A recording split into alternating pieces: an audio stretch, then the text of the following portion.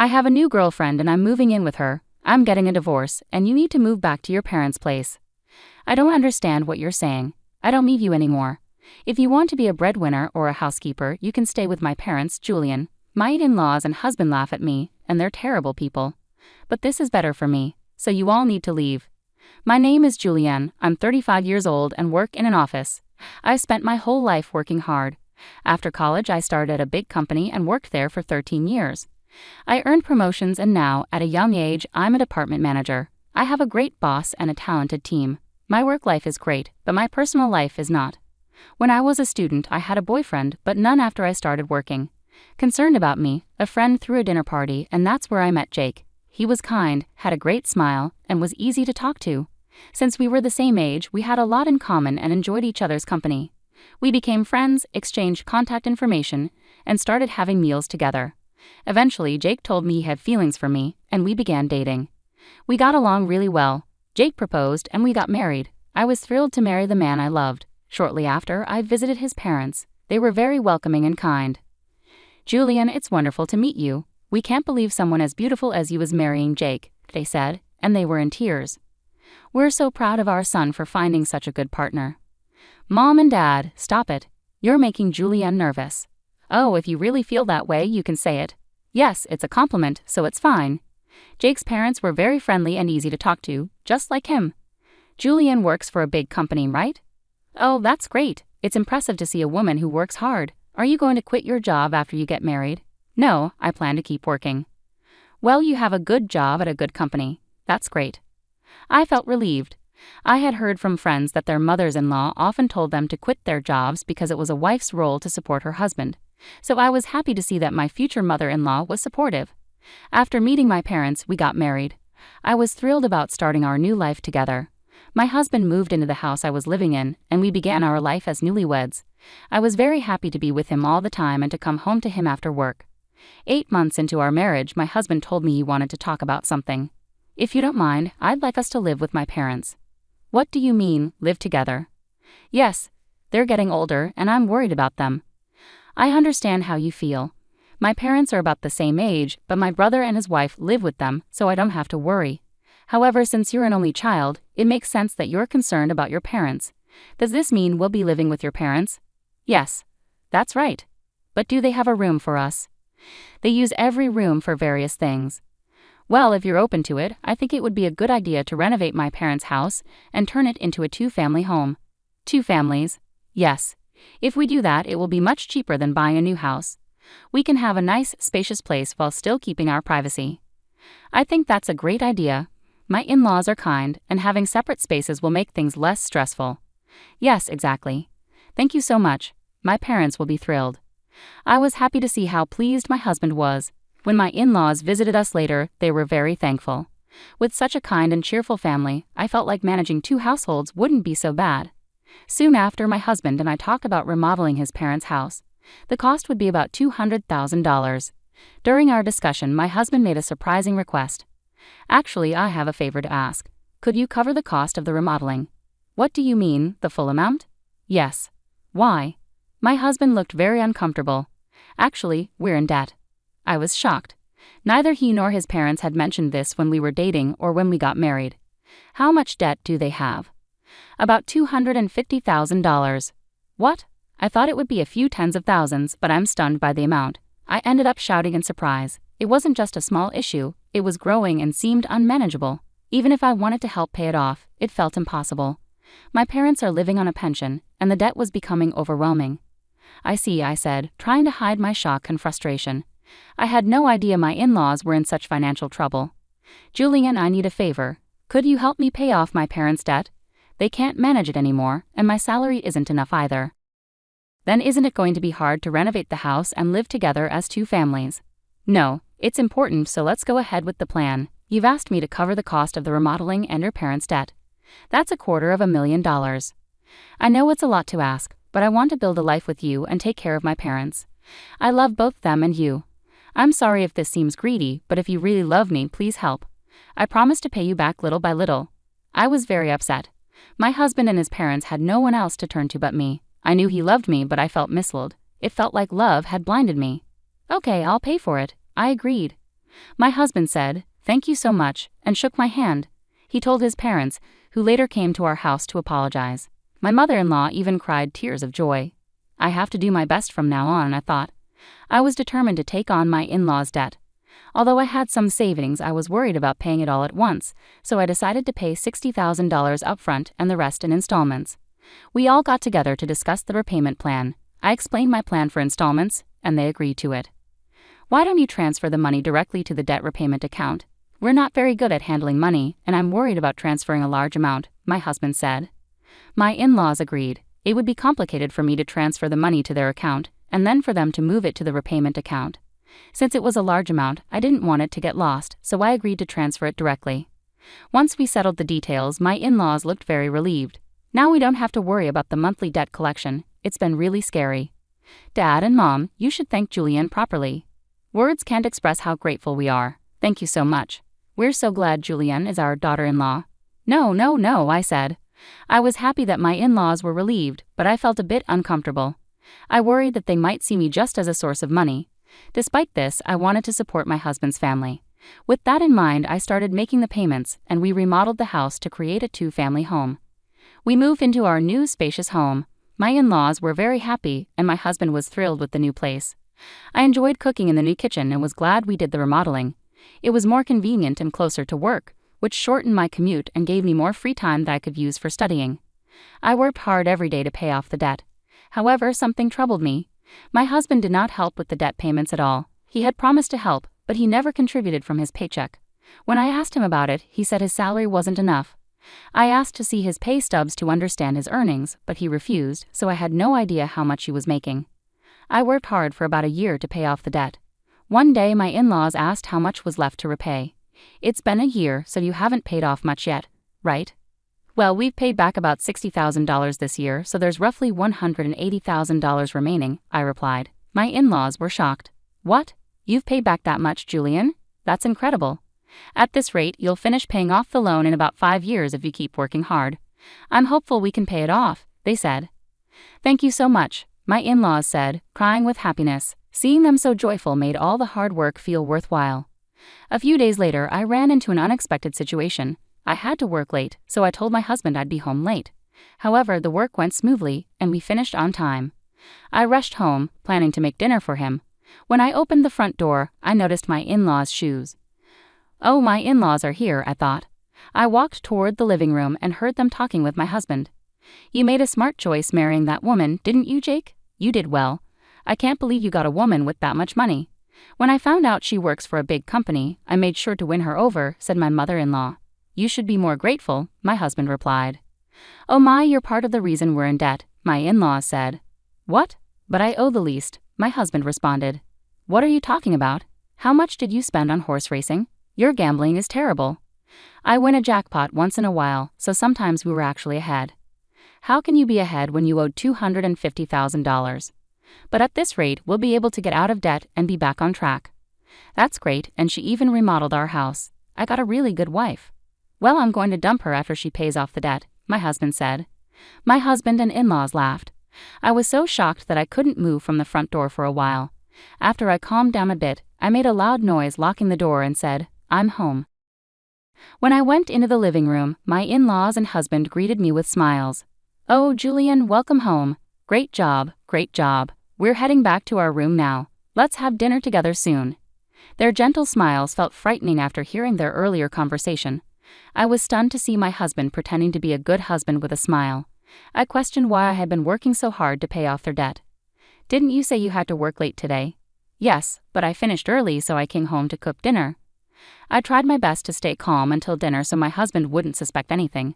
Later, when my husband was taking a bath, I stayed in my room and cried alone.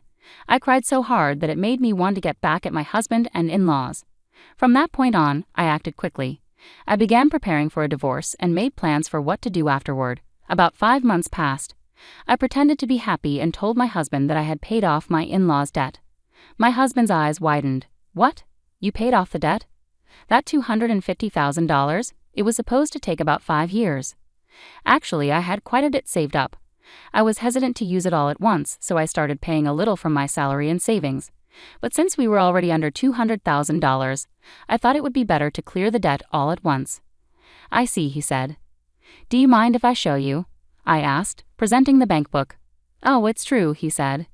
$180,000 had been paid all at once. My husband tried to hide his excitement, but I could see he was eager to leave. Wow, Julian, thank you. My parents are going to be thrilled, he said. He put his hands on his face, pretending to cry, but I knew it was just an act. Shortly after, my in-laws came over to thank me. Thank you so much. I'm so glad I met Julian. She's truly a blessing. If I hadn't known the truth, I would have been happy to hear their thanks. But knowing what they were really like, I only acted nice because I was preparing for my plan. A few days later, my husband asked to speak with me. He looked very serious. What's going on? I asked. I'm sorry, Julianne, but you need to leave me. What do you mean? I acted surprised on purpose. I have a new girlfriend. I'm moving in with her, so I'm divorcing you. You'll have to go live with my parents. I was shocked by Jake's sudden announcement. I had anticipated he would leave me once the debt was paid, as I'd overheard their conversation, but I didn't expect him to be so upfront about his infidelity. What do you mean, send me to his parents' place? I asked. I don't really understand what you mean, I said. My husband's mood turned sour. You're not getting it at all. I don't need you anymore, but if you want to stay as a housekeeper or breadwinner, I can keep you here. Just then, the front door opened, and my in-laws came in. Jake, did you finally tell her? Yeah, I told her. I wish I could have seen her reaction. If you agree to do the chores for us, you can come live at our house. Of course, we'll charge you rent.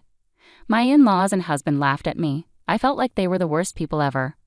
All of you need to leave, I said. My in-laws rolled their eyes. What are you talking about? Have you forgotten? I can easily pay for the renovation myself. You changed the name of the house to mine, so I have the rights to decide who lives here and who doesn't. My in-laws' faces turned pale when they remembered the house title. I was utterly dumbfounded. I'm sorry, but you can't live here anymore. If we get divorced, we'll be strangers, I said. My in-laws began to understand the seriousness of the situation, but my husband, not wanting to be outdone, shot back, but you paid off our debt in full. You're the one who lost money. If we didn't have the debt, we could have afforded a new place to live. That's true. Thank you for letting us live in a nice house while you paid off our debts, my in-laws and husband said. I'm sorry, but I didn't pay off the remaining $180,000 debt, I said. What? No, but there was money missing from your bank book. That was just a separate account I set up to move money around. The debt is still $180,000. I haven't had the collections come yet because I've been paying large amounts consistently. But now the bills will come, so you're responsible for paying the rest. My husband and in-laws were stunned. I then warned them, Jake, you confessed to having an affair, so you'll need to pay.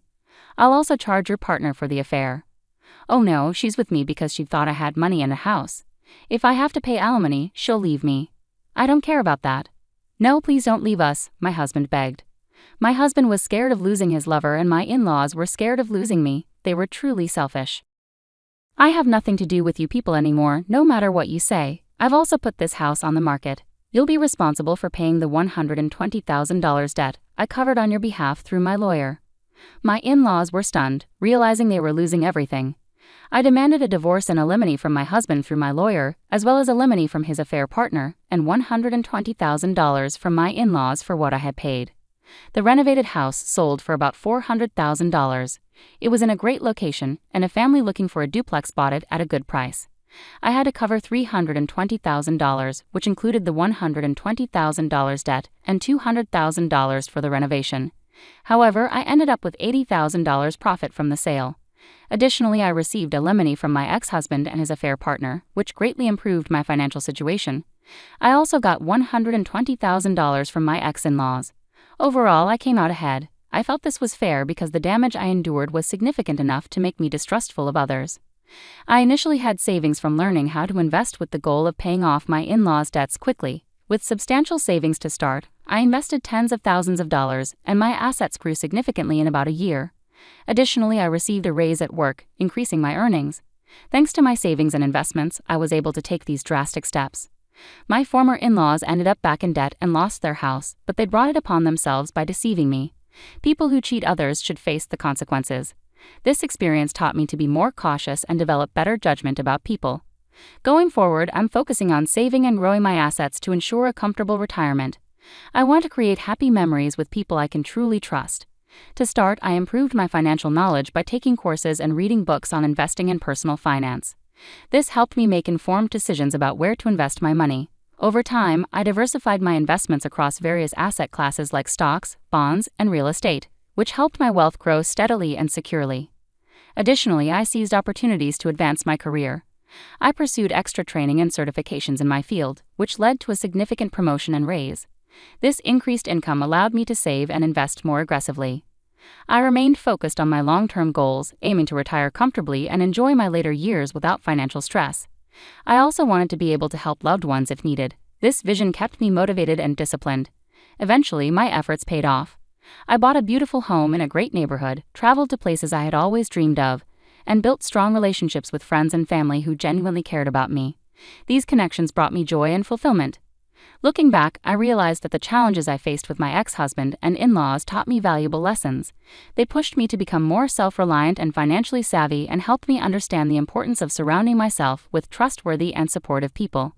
In conclusion, I turned a difficult situation into an opportunity for growth. By focusing on my financial health and personal development, I created a better future for myself. I hope my story inspires others to take control of their lives and make positive changes. What did you think of the story? Please subscribe to our channel and see you in the next video. After the somber funeral for my father, a prominent shareholder, my brother-in-law caught us off guard by raising the delicate topic of inheritance. The focus shifted to stocks and a substantial $5 million bequest, confidently asserting that my wife, the eldest daughter, and my sister was set to inherit this windfall. The revelation initially filled her with joy at the prospect of a significant inheritance. However, their excitement was short-lived when the family lawyer delivered the disheartening news that my brother-in-law had no legitimate claim to the inheritance. I, Greg Johnson, a 42-year-old office worker, reflected on my father's vibrant life. Despite his age of 78, he remained full of vitality, actively engaged in his work. My older sister, a perpetual source of trouble, led a carefree life, causing continuous worry for our parents. In her middle age, she introduced Aaron Corner, a man she intended to marry. Despite his youth and handsomeness, I couldn't warm up to him due to his demeanor. My sister demanded that our father finance her wedding, swiftly depleting the funds and unapologetically seeking more. A year after her marriage, tragedy struck. Our father collapsed while playing golf and passed away a few days later. Overwhelmed by grief, I found myself struggling with the funeral preparations, with no assistance from my sister. After the funeral, a lawyer visited our home to discuss the inheritance outlined in my father's will. While my mother and I were already aware of its contents, my sister and brother-in-law were oblivious until then. They shockingly claimed that the stocks and the $5 million inheritance should go to my wife. Stunned and speechless, my mother and I were taken aback. The lawyer corrected them, revealing that my brother-in-law had no right to inherit. Surprised and disappointed, my sister and her husband expressed disbelief and shock. The lawyer dropped another bombshell. My sister and I did not share the same father. This revelation left my sister furious, demanding an explanation from our mother, who wore an indescribable expression. The long-held family secret had finally come to light, leaving my sister shaken and seeking answers. "I'm sorry," our mother managed to say amidst the shaking emotions. "You are the child of my previous husband. Since childhood, my sister had teased me, claiming that Dad loved her more. Now faced with the truth, she seemed unable to accept it.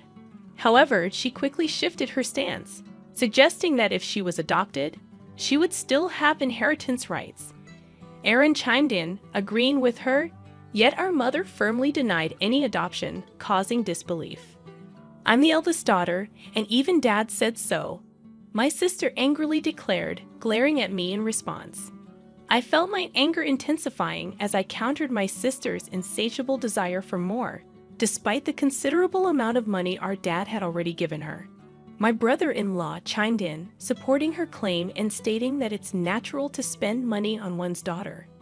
However, the lawyer intervened, drawing attention to the questionable spending, including debt repayment, and suggested reviewing the will.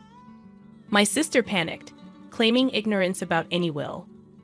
It turned out that our father had wanted to discuss and decide the contents with the family, but she had skipped it for frivolous reasons. When the lawyer proposed reviewing the will, my sister and her husband reluctantly agreed. The will clearly stated the transfer of property to my mother and me, explaining why my sister was not adopted. Her mistreatment of me and reckless spending had disappointed our father, realizing she had no right to the inheritance. My sister was visibly shocked, and her brother-in-law, who had initially supported her, suddenly changed his tune, accusing her of lying and abruptly leaving the room. In her anger, my sister blamed our mother for not asking to have her adopted, claiming it was unfair that only Mom received the inheritance. Frustrated, she cried and screamed, expressing her disappointment. Despite my sister's outrageous behavior, the lawyer remained calm, explaining that as the biological son, I had the right to receive it all. Before things escalated further, he warned that the police might need to be involved if the situation continued. My sister appeared startled by the mention of the police, given her history of repeated theft. As my mother spoke tearfully to her, she clicked her tongue and left the room. Half a year passed, and the inheritance proceedings were completed without issue. Despite some grumbling from my sister and brother-in-law, they couldn't stand against the lawyer's efficiency. My mother gave my sister a small amount of money, but I had no intention of interfering. The frustrating part for our family was that the two had disappeared. Their blatant greed was so evident that even our relatives were lost for words. One day, my wife suggested that my mother, daughter, and I go out to eat. Since my father's passing, our mother had been down, but she showed smiles when with her granddaughter. I suggested to my mother, "Why don't you live with us?" But you know, Rook still comes home occasionally. Sis only comes around to beg for money, doesn't she? How long does she plan to keep this up? The reason my mom defends my sister is that she is her blood-related child, and there might be concern that if we visit our family home, my sister might cause trouble again. Understanding that, I told her to take her time thinking about it and then drove my mom to our family home. Upon arrival, we encountered something unexpected. The lights were on in our supposedly empty home. It wasn't the time for the helper to come, so we were puzzled. I parked the car, suggesting, "Let's go up and have some coffee with Mother." We got out of the car and headed to the entrance, but the moment we approached the door, a car came rushing in. "Mom, watch out." Hearing my daughter ahead of me, I shielded my wife with my body. The car just grazed me, and I managed to dodge it, but I collided with a nearby flower bed, injuring myself badly. The car stopped after hitting the garage door. "Are you okay, Dad?" My wife and daughter rushed over, supporting me. Mother was trembling in shock at the sudden event. Understandably, from that moment on, a day of turmoil began. I was taken to the hospital by ambulance and had to be hospitalized briefly. Later, I heard that Aaron Warner, my brother-in-law, was driving the car. According to the police, he explained that he mistook the accelerator for the brake. However, I had my doubts about that story. Amidst all of this, my sister and mother visited me in the hospital. Mother left briefly to arrange flowers, and during that time, my sister coldly looked at me and said, "You're only tough and bodied, huh?" With a slightly disappointed tone, I couldn't help but give her a smile. If I had died in the accident, Mom would inherit everything, right? "Messed up your plan," I said a bit sarcastically, and my sister looked uneasy. "You planned this, didn't you?" When I asked, my sister looked away, and I added, "But I won't be accepting Mom's share, so it won't work out for you." My sister looked surprised at this. She probably thought I would naturally accept it. I have a wife and kids, so I passed the inheritance to them. It's not strange for the head of the family to think that way. Even so, I've made a will early, like Dad did. My sister was taken aback at this. "What? So that means—" "Yeah, unfortunately, my share of the inheritance won't go to Mom." My sister stared at me, then began to shake with anger. "There's $5 million, right? You could at least share a bit." When I immediately refused, my sister furiously grabbed my collar. "I'm your sister. We should split it." Whether it was the amount of the inheritance that drove her mad, she continued to scream in a very aggressive voice. I felt pity for my sister.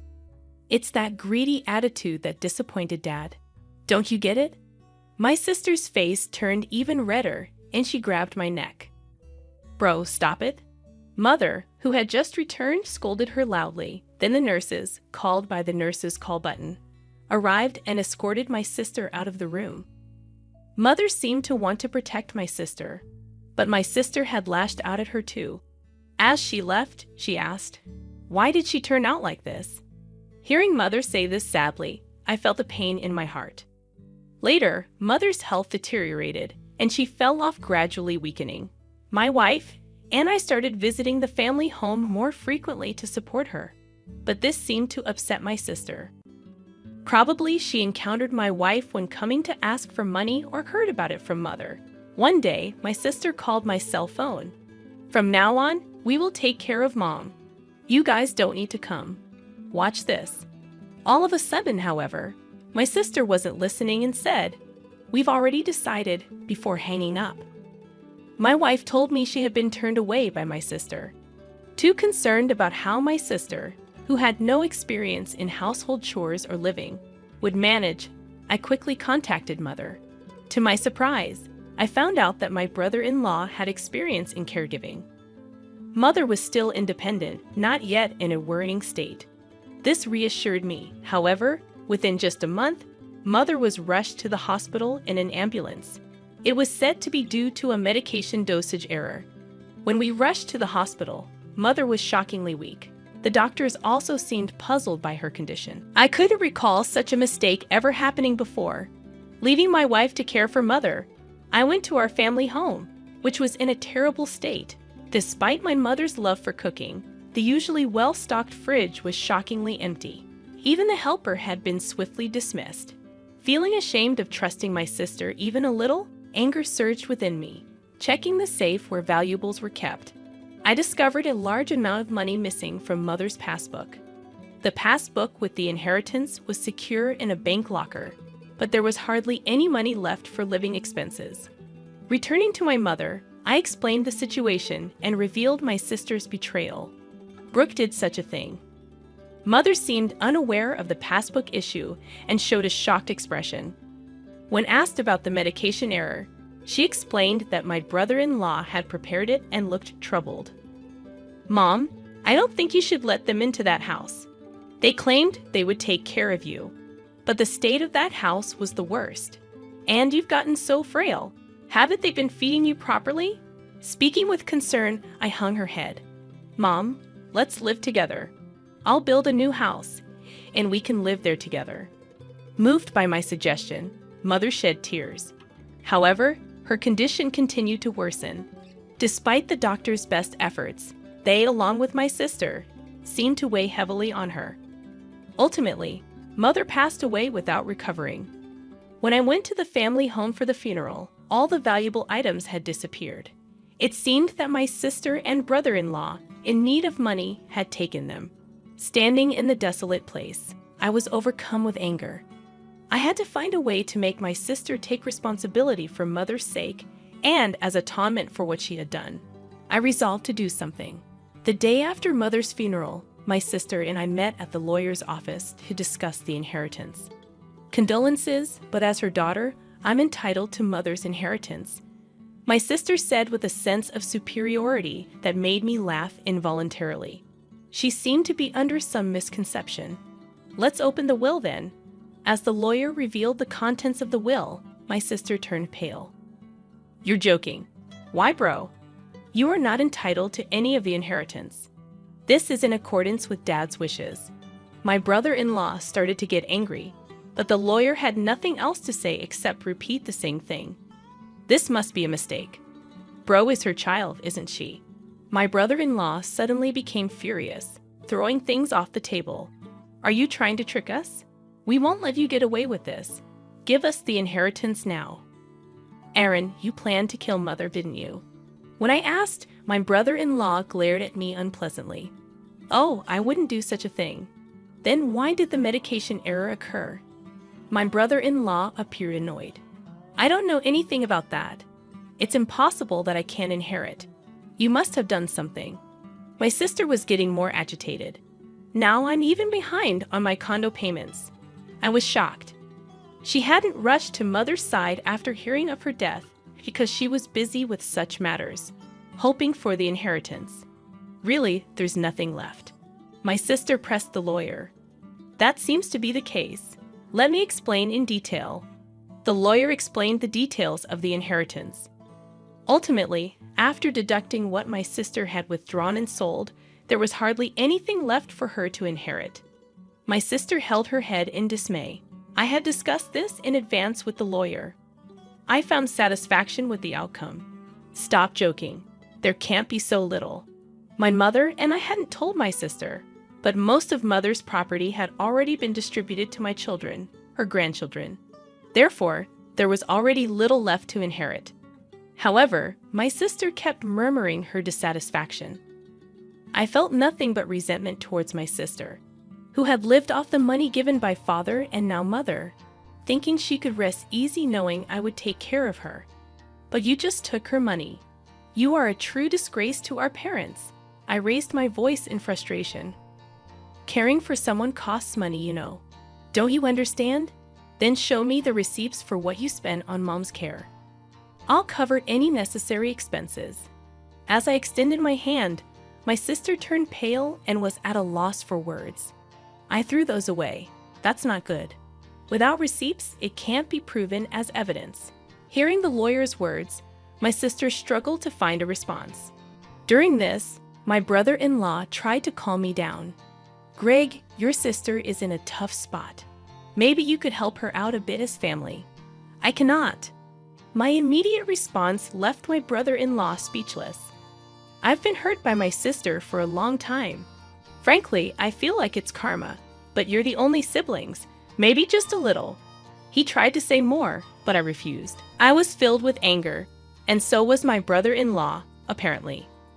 Dan, if that accident had worked out, Rook would have had the entire inheritance. What accident? Before I could ask, my brother-in-law started talking on his own. Because of this brother, things didn't go as planned. I was supposed to get a new car, but now there's barely enough money left even for repairs. My sister tried to stop him, but it was too late. That's a pretty serious statement. You could be accused of fraud. The lawyer held a recorder, smirking at my sister and brother-in-law. What the heck? Isn't that against the rules to do that? You agreed to our conversation being recorded at the beginning, didn't you? Called out by his own words, my brother-in-law's face turned pale. To him, I had one thing to say. Aaron, I will be pressing charges about that accident. Don't joke. Where's the evidence? The evidence has just been provided by you.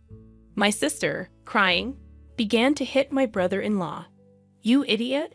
It's all your fault. Why did you say that?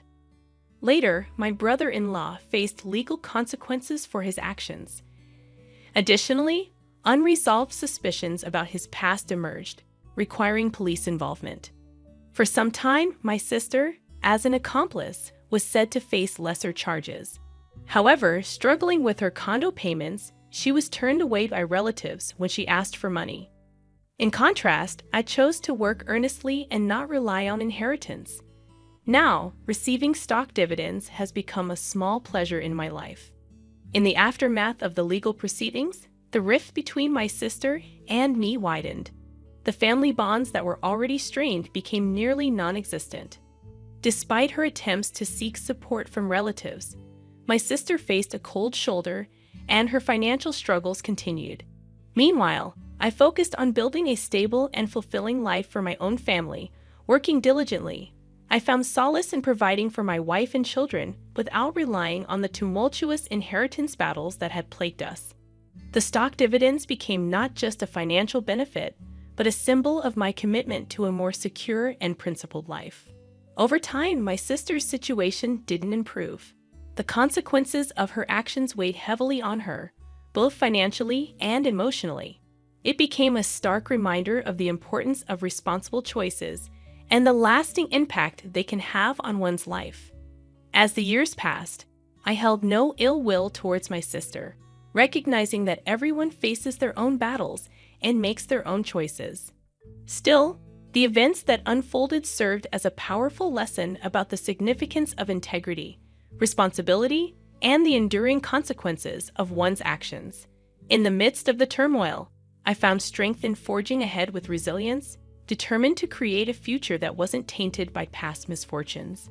The dividends, once a mere financial gain, evolved into a testament to the enduring power of personal growth and the ability to rise above adversity. Life moved forward, and I embraced the opportunities to thrive, leaving behind the shadows of familial discord. The lessons learned from this chapter of my life became an integral part of shaping my values and decisions, ensuring a legacy built on principles rather than the pursuit of material gain. In the end, it was not the inheritance that defined my journey, but the choices made along the way. Choices that led to a life grounded in authenticity, resilience, and a commitment to building a better future for those I cared about the most.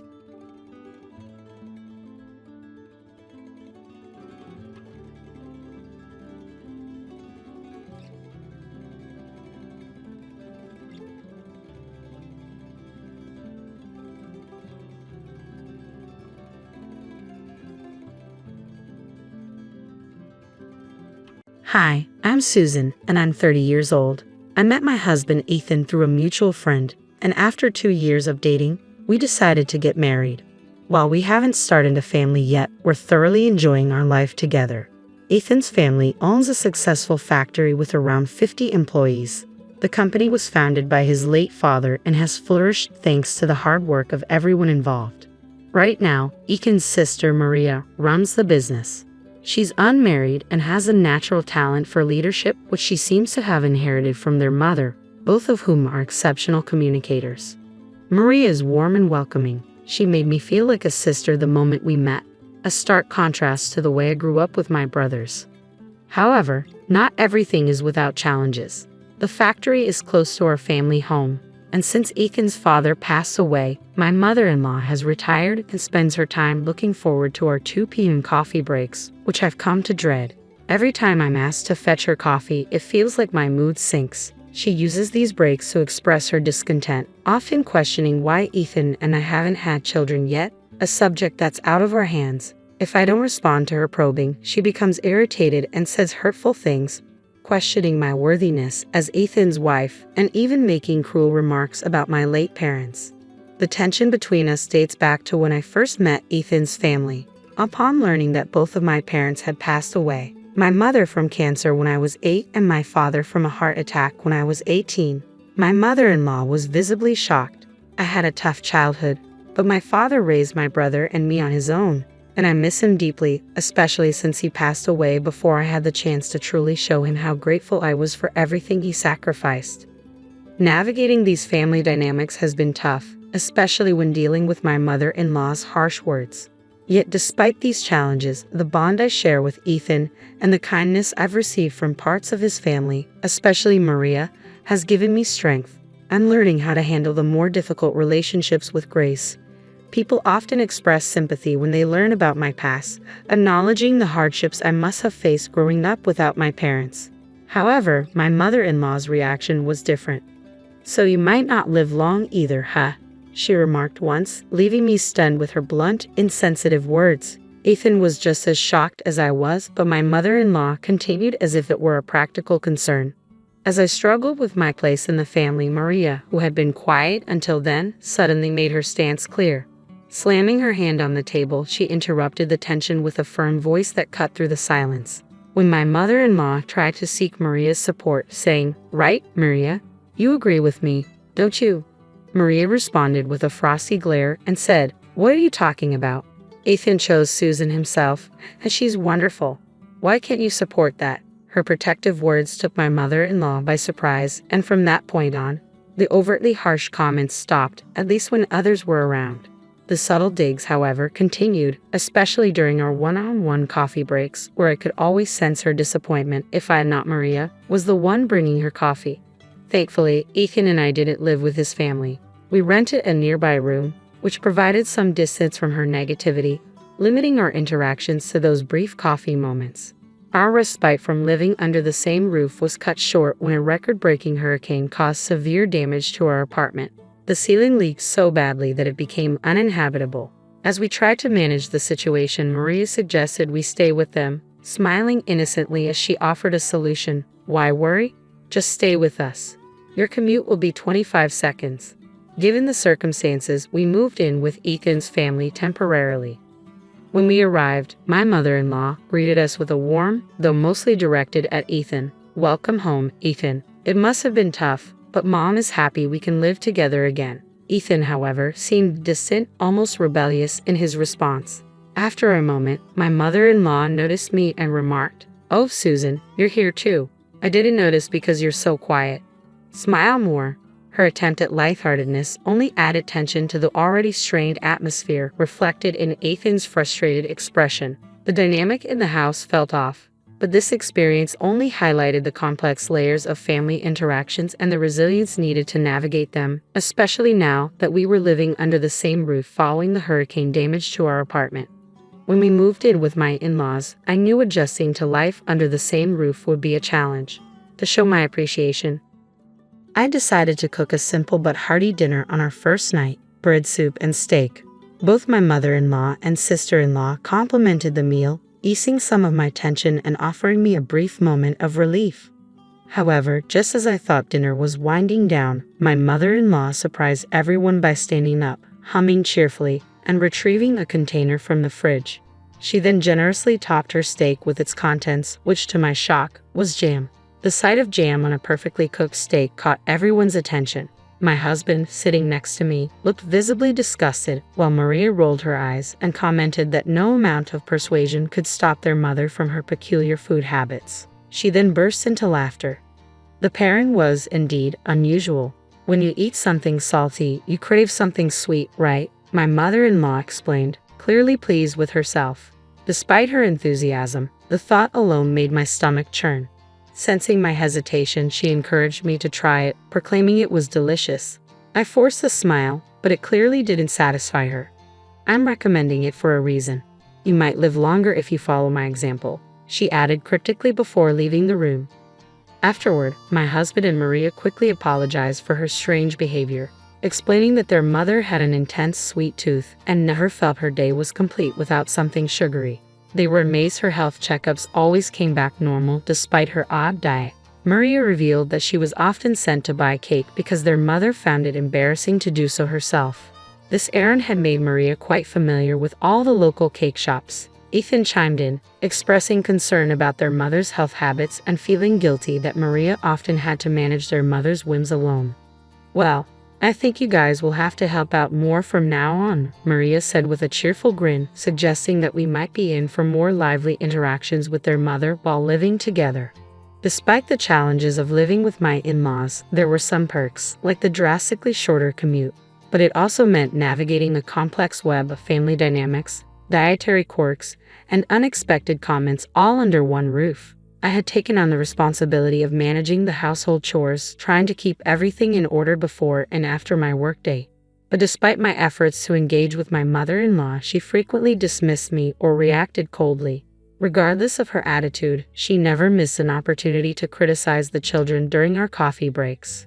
Since relocating here, my days had become increasingly difficult due to the added stress, which was starting to show in my mood. Ethan noticed this shift and suggested multiple times that we should visit a doctor together. He even proposed escaping to a hotel for a short break, but I declined, considering it an unnecessary expense, especially since the nearest hotel was quite far away. The situation worsened when my husband announced an upcoming week-long business trip, and to my dismay, Maria would be accompanying him. This meant I'd be alone with my mother-in-law, which filled me with dread. Though he offered to take me along, I decided against it, hoping I could endure the week on my own despite feeling unwell. On the morning they left, Maria sent me a message titled "Mother-in-Law Survival Guide." The message humorously advised, "If anything happens, just give her cake, and you'll be fine." It included a list of local cake shops and her favorite selections from each. Surprisingly, the quirky guide brought me some comfort as I braced myself for the tough week ahead. I was holding onto a fragile thread of optimism, convinced that once the week passed, our home renovations would be finished and I could return to our usual living situation. But that hope quickly faded on the first evening alone. I came home from work to find my mother-in-law blocking the entrance with an air of confrontation. She demanded, "You know why I'm angry, don't you?" I responded, a bit exasperated, "No, I'm not psychic." It turned out I had missed the scheduled 2 p.m. coffee breaks, something that slipped my mind amidst the chaos of juggling work and home responsibilities. With my husband and Maria away, I had hoped my mother-in-law would understand, given her own work history. But instead, the moment we were alone, she lashed out at me, accusing me of starting this harassment and calling me a wicked woman. I was stunned, feeling an overwhelming sense of disconnect. All I had done was inadvertently forget a couple of coffee breaks, yet I was being treated with such hostility. I counted down the days until my husband and sister-in-law returned, clinging to the hope that I just had a few more days to endure the tense atmosphere. During a particularly rough day, I bought a cake on my lunch break and left it in the office fridge, planning to use it as a peace offering for my mother-in-law. When I mentioned the forgotten cake later, her demeanor shifted completely from anger to delight. "Let's just forget today happened. Just don't forget tomorrow, okay?" she said with renewed cheerfulness before returning to her room. From that point on, I made a point to remember the coffee breaks, dreading the fallout if I slipped up again. But the stress of it all began to take a toll on me. The morning my husband and Maria were due back, I was overwhelmed with nausea, headaches, and a total loss of appetite. I couldn't manage work, so I took the day off and went to the hospital. The doctor's words shattered me. "It's quite serious. Can your family come right away?" I was diagnosed with cancer and given a prognosis of possibly only 2 to 5 months left to live.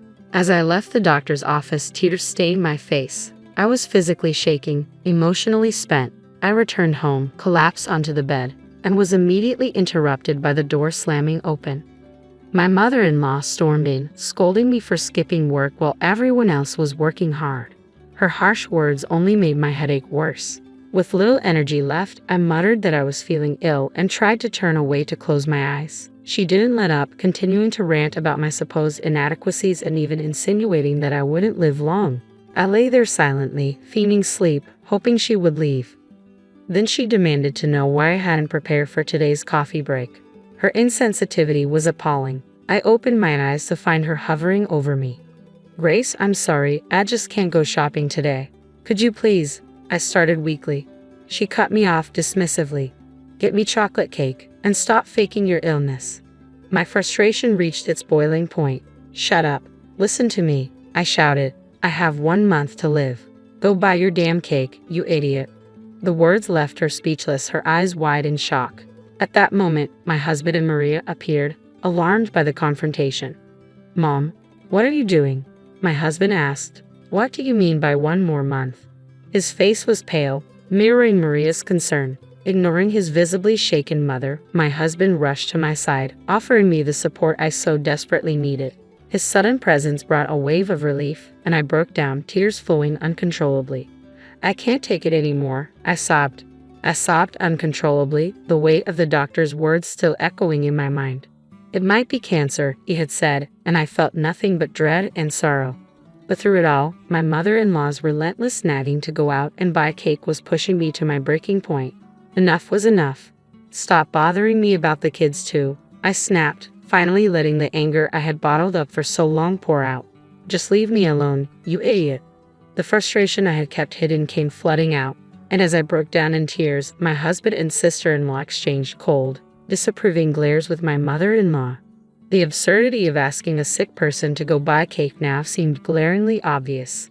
Maria, who was usually so cheerful, wore an expression of grim determination that felt almost intimidating in the tense moment. Then my husband raised his voice, revealing something we had kept private for so long. "You've been making cruel comments about us not having kids. Well, the reason we can't have kids is because of me," he confessed. "After we got married, we went to a doctor. The tests showed that I had fertility issues." He paused, the weight of his words hanging heavy between us. "I never wanted to burden Susan with it, so we kept it to ourselves. But now you know." My mother-in-law's face drained of color as the realization set in. It was a blow she hadn't expected. Just then, my phone rang, the hospital. The urgency in their voice heightened my anxiety, and the tears began to fall again. "It's okay, Susan. Can you stand?" "I'm right here with you," my husband whispered, his voice thick with emotion. Together, we rushed to the hospital, my heart pounding in my chest. Once there, we were ushered into a room where the doctor and the hospital director were waiting for us. The news that followed was nothing short of a shock. There had been a dreadful mistake. My medical records had been confused with another patient who shared the same name and birth date. The diagnosis had been a misdiagnosis. I didn't have cancer. The gravity of the error hit me like a tidal wave, and the exhausted faces of the medical staff made it all the more surreal. The mix-up even made local news, with the hospital promising a review of their procedures. They referred us to another facility for follow-up care. As we left, I couldn't help but feel a mixture of relief and disbelief. At my in-laws' house, Maria had clearly spoken to my mother-in-law, who now seemed to shrink in her chair, almost as if deflated. Later, Maria confided in me, her voice filled with emotion. "I was terrified, Susan. Terrified that I might lose my brother's wife. That moment of vulnerability between us helped heal some of the tension that had been hanging over our family. It was a painful but necessary revelation." Then, in an unexpected twist of fate, everything changed again. As Maria, with genuine concern, asked about my well-being, I found myself laughing through my tears. "I'm pregnant," I said, joy flooding through me. My husband's face mirrored my emotions as we both cried, overwhelmed with happiness. We rushed to the maternity hospital, and after a few tests, it was confirmed. Yes, we were expecting. We could hear the heartbeat, and the joy we both felt was beyond words. Maria, who had come with us, shed tears of happiness too.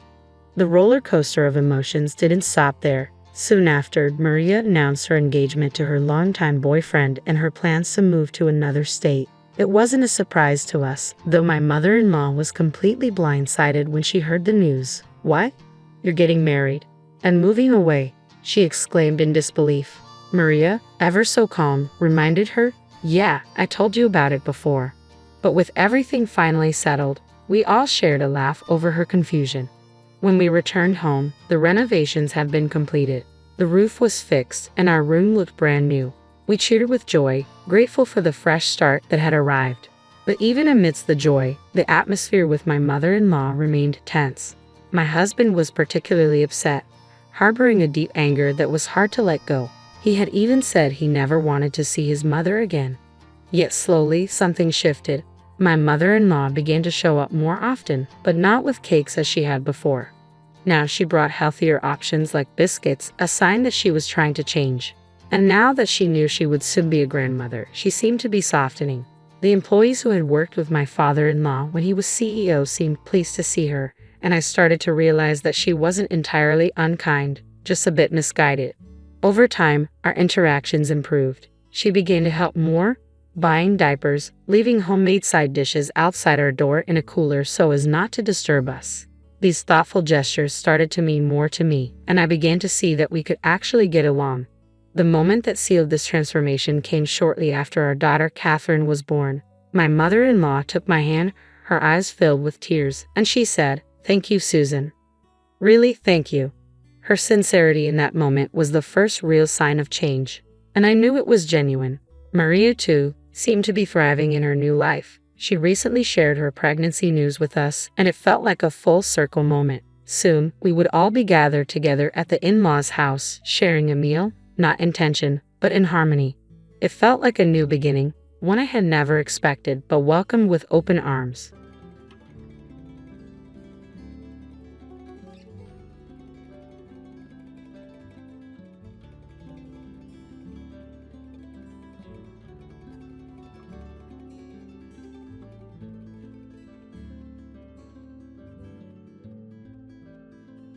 While dining at an upscale restaurant, I found myself in an unexpectedly tense confrontation with my mother-in-law. She glanced at me dismissively, smirking with a wave of her hand, her contempt unmistakable. Frustration simmered within me, but I kept my composure. "Are you asking me to leave?" I asked, my voice steady despite the anger just beneath the surface. I was ready to walk out when she abruptly interjected, "Wait a minute. If you leave now, who will pay the bill? Hand over the money."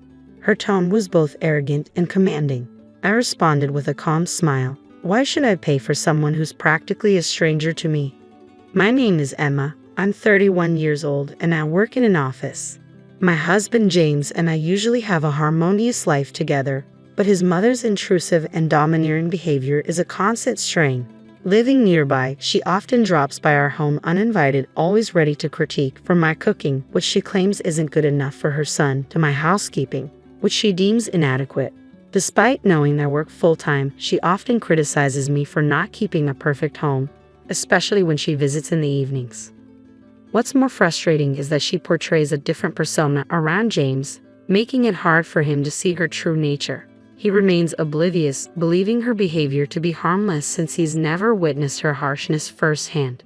The situation escalated further when she acquired a key to her house, courtesy of James, making it almost impossible to set the boundaries I desperately needed. She frequently uses this key to enter our home whenever she pleases, often to criticize my cooking or cleaning and to disparage me to our neighbors. It's become one issue after another with her. I've repeatedly told James that I'd prefer us to move further away, but he's been so focused on a major project at work that my concerns often go unnoticed.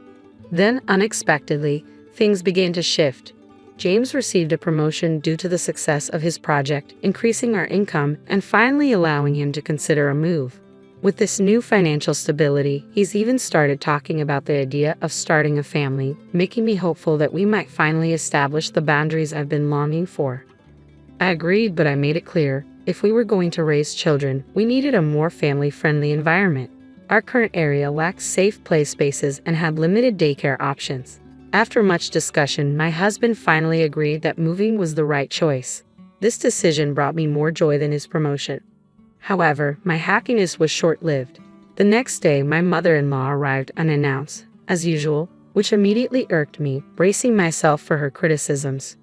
But this visit was different. She seemed excited and wanted to celebrate her son's promotion by inviting him to a lavish restaurant known for its exquisite cuisine and exceptional service. That sounds nice, good for you, I replied, trying to remain polite. You're still not very friendly, she remarked, then continued, anyway, I want you to come with us. Please join us. I tried to keep my options open without committing. I'll see if I can, but it might not work out, I replied. Don't say that. We want you to come, she insisted, brushing aside my hesitation. Her sudden eagerness for me to join, despite frequently excluding me from family outings, left me both puzzled and cautiously hopeful that maybe this could mark a shift in our relationship. Later, I brought it up with my husband. He explained that he'd already agreed to accompany her and that she'd taken the initiative to book the restaurant for all of us. You're excited about this, right, Emma? He asked with a hopeful tone. I decided to be honest. Actually, I'm not. I'm worried about the expense at such an upscale place. Maybe you could let them know I'm busy and just go without me. Why are you being so negative? He replied, disappointed. It's not just us. My brothers and their wives will be there too. It would be strange if you didn't come and celebrate with everyone. His enthusiasm was clear, but it felt like he wasn't really listening to my concerns. It was as though he was siding with his mother's wishes over mine. If that was the case, I had a backup plan. I had purchased a small voice recorder online to discreetly capture any unkind remarks she might make during the evening. If she acted out, I'd play it back for my husband to help him understand the situation. If he still took her side after that, it might be time to reassess our relationship. Though this decision gave me some peace, the idea of joining them at the restaurant felt daunting, and I couldn't help but sigh at the thought. Additionally, I barely knew my husband's brothers, making the prospect even more unsettling. I had only briefly met my husband's brothers and their wives at our wedding, and our interactions had been limited to polite hellos.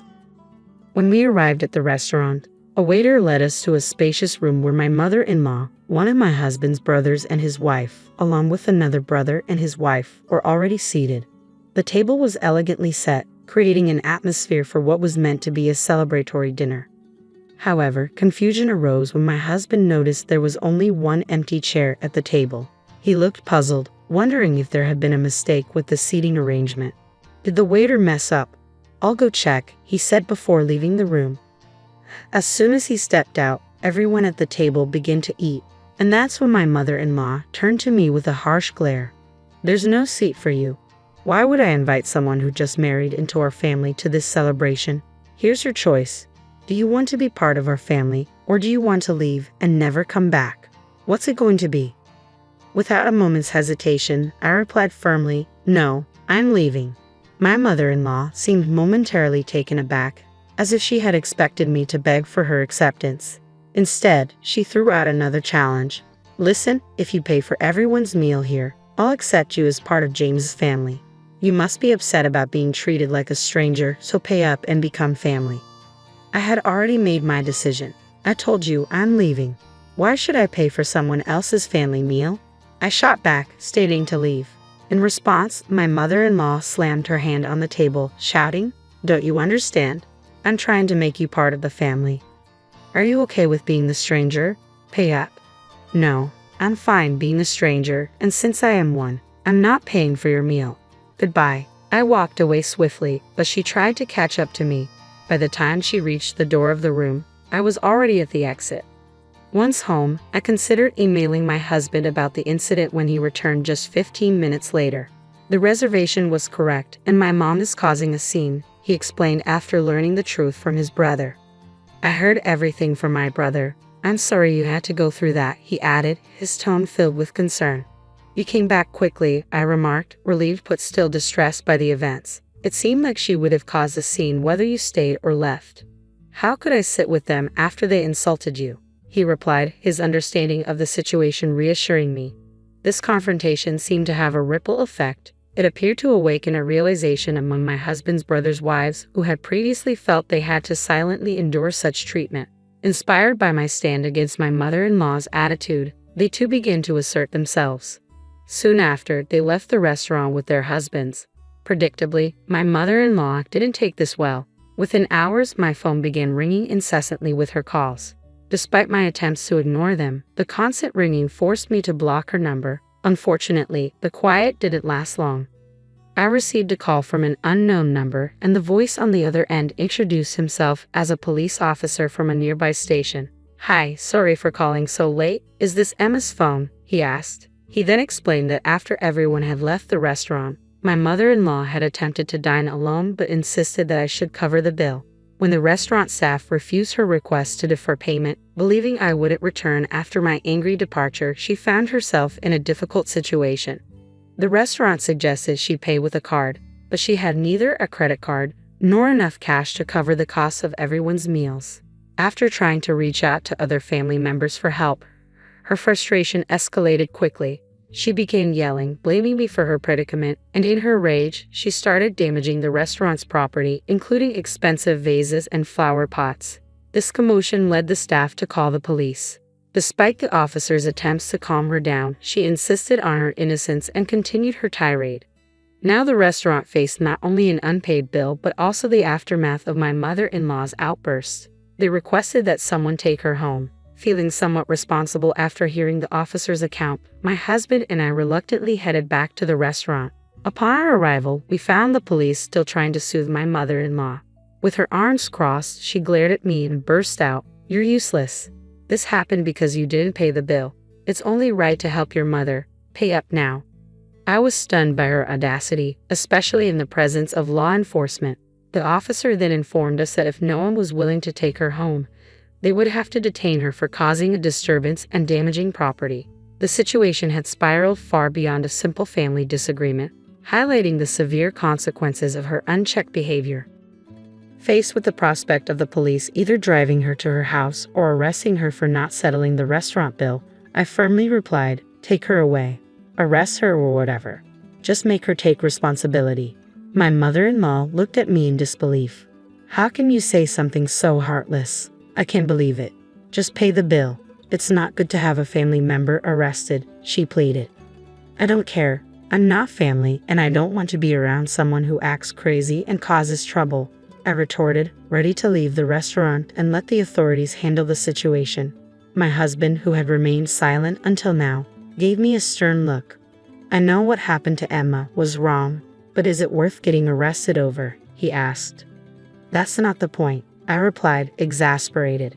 "She's in trouble because she didn't pay the bill and caused a scene. It has nothing to do with me. Are you saying it's my fault for not paying for 5 people's meals when I didn't even eat?" My husband didn't respond but walked past me to speak with the police and restaurant staff. I sensed what he was about to do, and in a last-ditch effort to assert my stance, I prepared to voice my thoughts once more. I called out to him, "If you pay for her meal and bail her out, we're getting divorced. Think about that." However, he continued without a word, pulling out his wallet. Defeated, I sighed and left the restaurant. I walked home, packed my things, and prepared to leave. Just before the day ended, my husband returned looking worn out. "Mom's not getting arrested." It turns out she was wrong. The restaurant agreed to forgive her if I came back and promised she wouldn't return, he explained. I hadn't brought enough money, so I called my brothers for help. As he recounted the details of his day, I remained unmoved, barely reacting to his words. Noticing the bags I was packing, he asked, bewildered, "What's with the bags?" "I'm getting ready to leave because we're getting divorced." "I told you if you took her side, we'd get divorced. You can't pretend you didn't hear me," I said firmly, packing my things while he looked on in surprise. Then he raised his voice, "What's going on? You've been acting weird all day. I know Mom did something bad, but why do we have to get divorced? I already told you I'm being mistreated. Even when you see proof and hear others talk about it, you still choose your almost arrested mom over me. Is it weird that I want to divorce someone like that? I've had enough." Exhausted from having to defend my decision yet again, I packed faster, determined to leave. My husband continued to speak, his voice filled with confusion and distress, not fully grasping the depth of the rift between us. Having resolved to move on from our tumultuous relationship, I quickly prepared to leave and gather the necessary paperwork for a divorce. The next morning, I signed the divorce papers. Though my husband was reluctant to end our marriage, he ultimately signed them too when faced with the prospect of legal action. I submitted them without delay, finally ready to embrace my independence. Soon after our separation, my husband moved out and returned to his parents' home. Having relied on me for most household chores, he struggled to maintain a tidy living space. Frustrated by the mess, he decided to cancel his apartment lease and move back in with his parents. His brothers followed suit after he reached out for financial assistance to repay the restaurant bill. This led to significant conflicts with their wives, who protested that they shouldn't have to pay for a debacle they hadn't caused. The brothers, siding with their mother, used their own money to help without consulting their spouses, deepening the rift and leading to accusations of being unreasonable and fears of legal consequences. Their dismissive attitudes toward their wives caused rapid deterioration in their marriages. Facing similar disputes, the brothers too returned to their parents' home, lamenting their struggles to manage their households. This entire saga turned my mother-in-law and her sons into the talk of the neighborhood. Rumors spread that the brothers had been abandoned by their wives. My mother-in-law dismissed such talk as nonsense and tried to paint us as ungrateful and undutiful. The estranged husbands echoed her sentiments, smugly blaming the failed marriages on their wives while feeling confident that divorcing was the right choice. Fortunately, I had maintained strong relationships with my neighbors who saw through these narratives. My mother-in-law gained an unfavorable reputation for her poor parenting, having failed to instill proper values or independence in her sons. Meanwhile, the husbands were now seen as mama's boys, notorious for prioritizing their mother over their spouses. This entire situation highlighted the underlying issues within the family and reinforced the community's perception of the true dynamics at play. Despite attempts from my exasperated mother-in-law and the husbands to reconnect, I had already changed my contact information and relocated to a new area, effectively disappearing from their radar. They likely continued to grumble about losing contact, but for me, the absence of my mother-in-law's stressful presence is a tremendous relief. In this new chapter of my life, making new friends has been incredibly transformative. During the process of my divorce, I forged strong bonds with the ex-wives of my husband's brothers. United by our mutual frustrations with the matriarch of their family, we found solace and camaraderie in each other's company. Now we frequently spend time together, enjoying meals out, shopping, and relaxing on weekends. Interestingly, I might owe a nod of gratitude to my ex-husband for inadvertently introducing me to such wonderful people. It feels liberating to pursue our interests without interference. The simplicity of this newfound freedom is refreshing, allowing us to live our lives on our own terms, far removed from the negative influences of people like my former mother-in-law. I'm immensely thankful for these friendships. Without this supportive group, I might still be navigating solitude, but they have brought joy and companionship into my life, and I'm hopeful that our bonds will last a lifetime.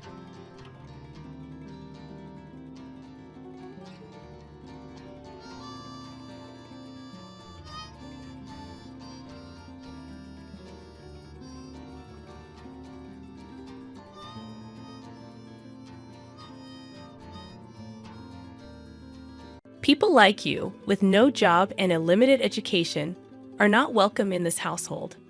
With those words, my mother-in-law poured scalding water on me. "It's hot, please stop." I involuntarily screamed, shocked by her bizarre behavior. Pouring boiling water on anyone is inexcusable.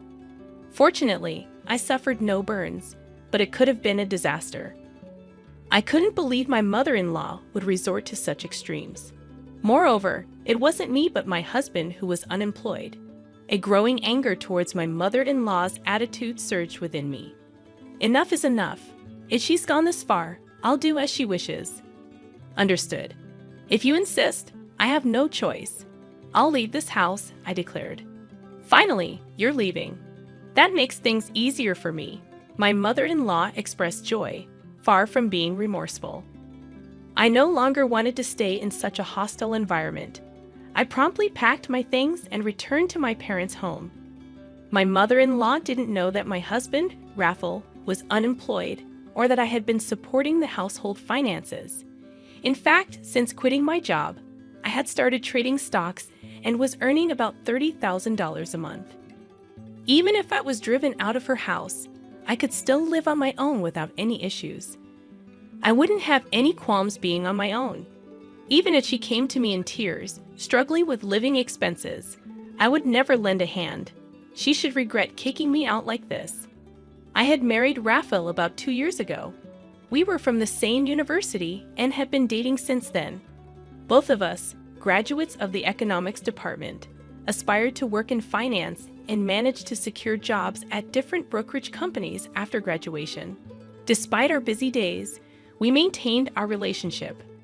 3 years later, Raphael proposed. "Julia, I will definitely make you happy. Marry me." Believing that I could be happy with Raphael, I accepted. Yes, I'm looking forward to it. We decided to get married, thinking we could build a happy family together. However, Raphael then dropped an unexpected bomb. "Hey, Julia, would you quit your job and live with me at my parents' house?" "What? I don't mind quitting my job, but we're newlyweds. I'd like to live with just the two of us. I'm just worried about leaving my mother alone. I'll make sure it won't be a burden to you." Raphael's father had passed away when he was in middle school, and since then, he had lived with his mother. Being an only child, Raphael was concerned about her. Understanding his feelings, I agreed. "Okay, I'll live with you." 2 weeks later, we moved into Raphael's family home. My mother-in-law, now able to live with Raphael, initially greeted us with a pleased expression. However, as soon as she looked at me, her expression clouded.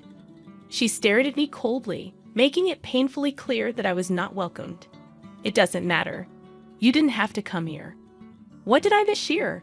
I thought I heard my mother-in-law muttering something under her breath, but I couldn't make it out clearly. I smiled and brushed it off. At this point, I began to feel a bit anxious about living with her. However, the day passed without any particular issues.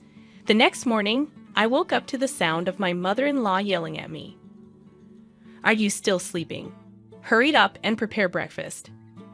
When I looked at the clock by my bed, it was still before dawn, around 4:00 a.m., and it was still dark outside.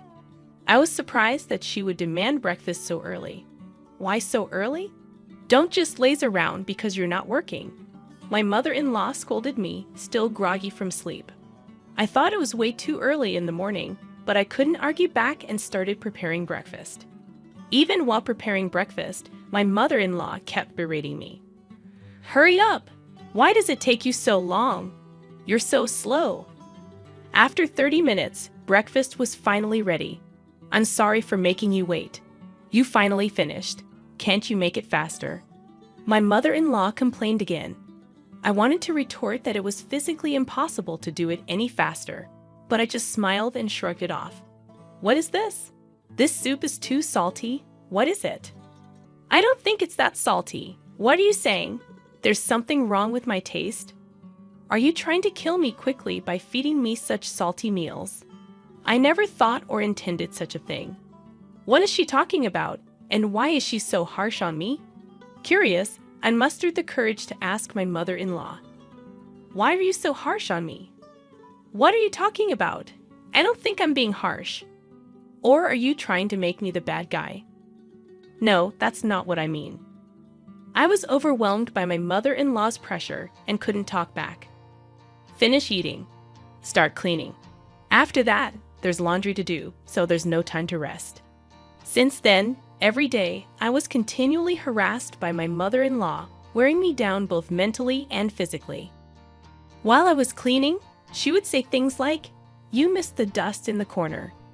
When I was doing laundry, she'd complain, "There's still a stain." A month after starting to live with her, I felt like I was going to break. So I talked to Raphael about it. "It's about your mother. She's been saying mean things to me every day, and it's hard. Could you please tell her not to say such things?" But Raphael showed no reaction. I was momentarily irritated by Raphael's lack of response. But then I noticed something strange about him. He was pale, as if he had something important to say. "What's wrong? Did something happen?" When I asked, Raphael hesitantly began to speak. "Actually, I've been fired from the company." "What is this, some kind of joke?" I was speechless, unable to comprehend. There was a downsizing at the company, and I got laid off, according to Raphael. Due to recent economic downturns, the company's profits had plummeted, leading to unavoidable large-scale layoffs. "So you'll be unemployed from tomorrow." "Well, I can work for one more month after receiving the notice of dismissal. But after that..." Fortunately, I had been using my knowledge from my time at the securities company to trade stocks. Although I struggled at first, I was now earning about $30,000 a month, so we weren't struggling financially. I was comforting Raphael and had forgotten about all the harassment from my mother-in-law. From the next day onwards, I endured my mother-in-law's harsh treatments as Raphael lost his job. Feeling the need to be strong and support him, I continued to endure the situation. A month passed, and Raphael was officially laid off and became unemployed. He started looking for a job initially, but gradually he began to spend most of his time at home, making excuses. "Shouldn't you start looking for a job more seriously?" I suggested. "Yeah, I'm looking, but it's hard to find a good company that will suit me," Raphael replied, seemingly having no intention of actively seeking new employment. Reluctantly, I continued to support our household. As time passed, the harassment from my mother-in-law intensified, and I grew increasingly exhausted. Initially, I thought I had to endure it because Raphael was unemployed, but I no longer felt that way. I spent my days feeling listless. One day, Raphael unusually went out in the morning. Perhaps he had finally started to seriously look for a job. After seeing him off, I started cleaning as usual. "Make sure it's clean. Do it properly." My mother-in-law sipped coffee on the living room sofa, hurling sarcasm at me. Fed up, I ignored her.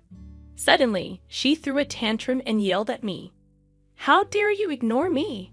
You're just a mere daughter-in-law. You don't even have a job."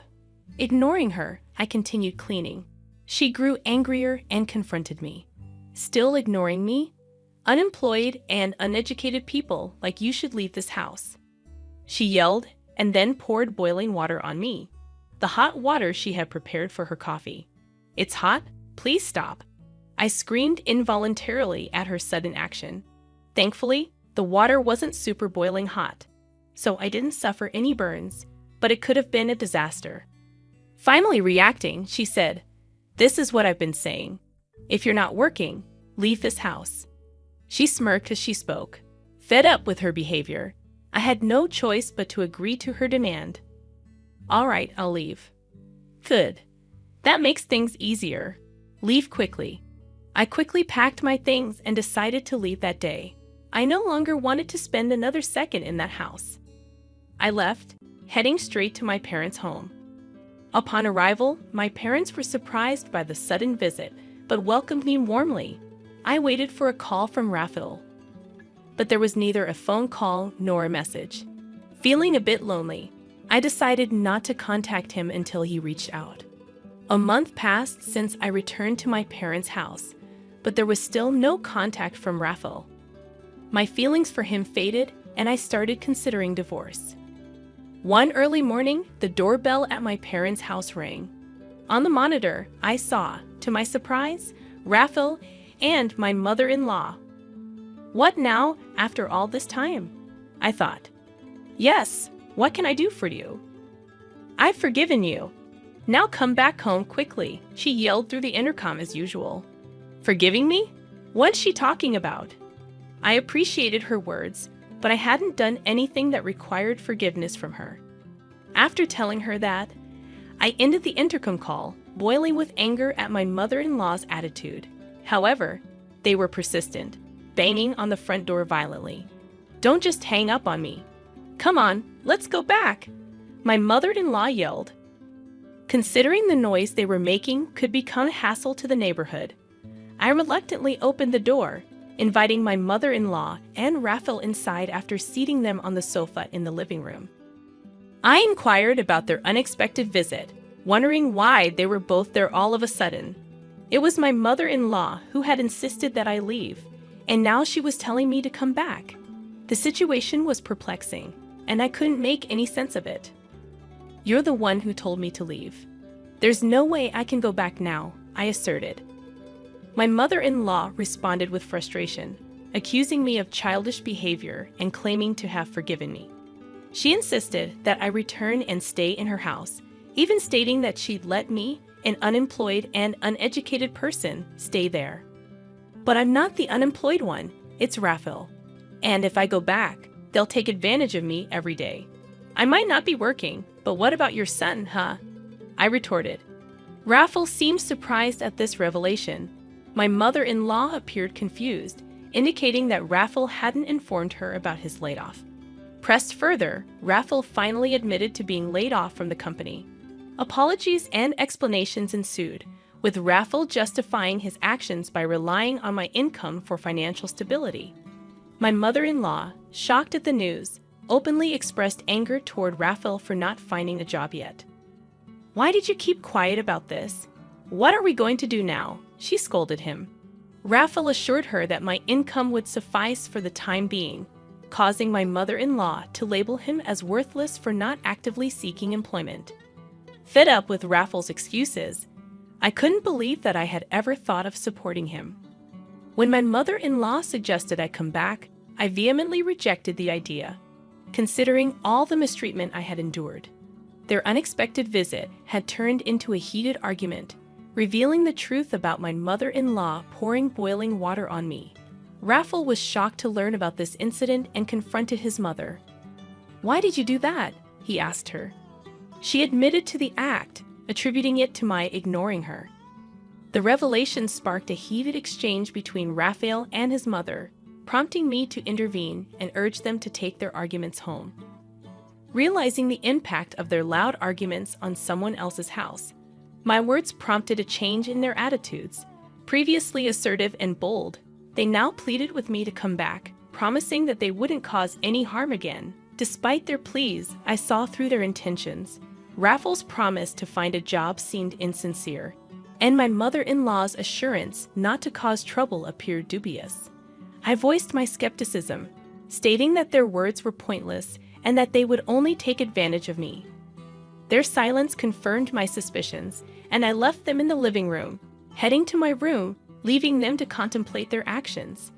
When I returned to the living room 5 minutes later, they were still sitting in silence with their heads down. Frustrated by the prolonged silence, I questioned, "How long do you plan to stay quiet? It doesn't matter to me anymore." Instead of a response, Raphael signed something. I had handed him a pre-filled divorce form with my name on it. Surprised by the document, Raphael looked utterly confused. I bluntly explained, "Can't you see it's a divorce form? I'm done with someone who won't find a job and didn't even contact me after I went back to my parents' house." "Do wait, please. This is too sudden," Raphael protested. I found his stubbornness irritating, as he seemed oblivious to the fact that his actions were the root cause of our problems. Unmoved, I affirmed, "I've made up my mind. My decision to divorce you won't change, no matter what you say." Raphael, still in disbelief, questioned if divorce was too harsh. Coldly, I responded, "I don't think so. It's your fault." I directed the same coldness toward my mother-in-law, who was partly to blame. Resigned to the situation, Raffel signed the divorce form, warning me not to regret it. However, I felt a sense of relief and I asserted that the one who might regret it was Raffel. I'll submit the divorce form. I don't want any compensation. Just go home, I declared, finalizing my divorce from Raffel. Though it may have seemed harsh, it was necessary to escape the harassment from my mother-in-law and Raffel's unemployment. 2 weeks later, while relaxing at my parents' house, I received a call from my ex-mother-in-law. She informed me that the electricity and gas had been cut off and questioned if I had done something. I explained that I had stopped paying for Raffel and her living expenses. Hoping for my assistance, she asked if I could cover it just for the month. I found her request absurd, considering we were no longer a couple and didn't live together.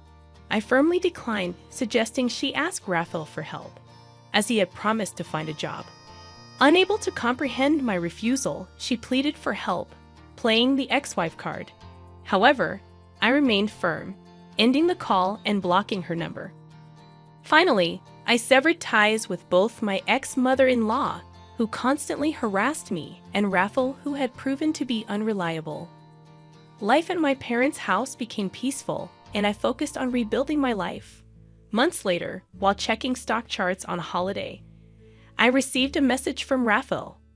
He apologized for everything, acknowledging his reliance on me and the recent job at a factory. Despite the apology, I had no intention of getting involved with them again.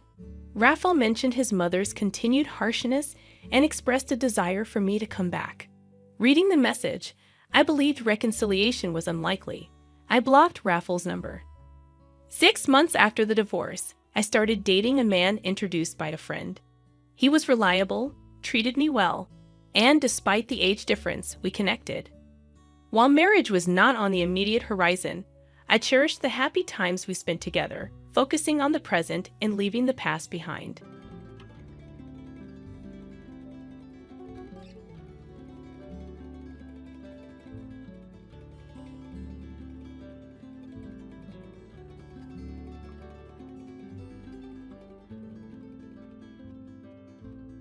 Hi, I'm Mia, 30 years old, trying to keep my life balanced amidst the family chaos.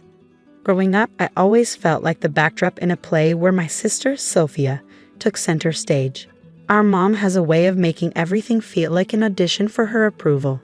And let's just say Sophia always got the lead role. It's not Sophia's fault though, she's been going through a tough time after her divorce. But somehow, mom uses this as a reason to put more pressure on me. Just last week, during our dreaded Sunday family dinner, mom slipped into her usual spiral. You know, Mia, maybe if you weren't so tied down, Sophia wouldn't feel so alone. It's not healthy for her to see you and him so settled. Her words were cold, aimed to sting, and I could feel them freezing me out. I don't understand why my marriage has anything to do with Sophia's happiness. Shouldn't we be supporting her and finding her own way? I tried to keep my voice even, but inside I was boiling. Oh, come on, Mia. Maybe loosen up a bit, live a little, like Sophia. Take a break from him, she waved dismissively, as if my husband were some accessory I could toss aside. Mom, I'm not divorcing my husband just to make Sophia feel better. That's absurd. I finally snapped. Sophia, who had been quietly picking at her food, glanced up, her eyes flickering between us. You always do this, Mom shot back, her voice rising. You make everything about you. Think about your sister for once. The tension was thick, cutting through the air. But for once, Sophia spoke up. Actually, Mia has a point. Her voice was shaky but firm. I don't need her to be single to feel better. This isn't about me, is it, Mom? Silence filled the room. Mom's face tightened, her eyes narrowing as she turned to Sophia. So you're on her side now? The dinner ended in cold, clipped goodbyes. On the drive home, my husband reached over and held my hand, his silent support steadying me. But the weight of Mom's words sat heavy between us. After a long silence, he finally spoke, his voice careful. Maybe your mom has a point. If this keeps up, it could start affecting us.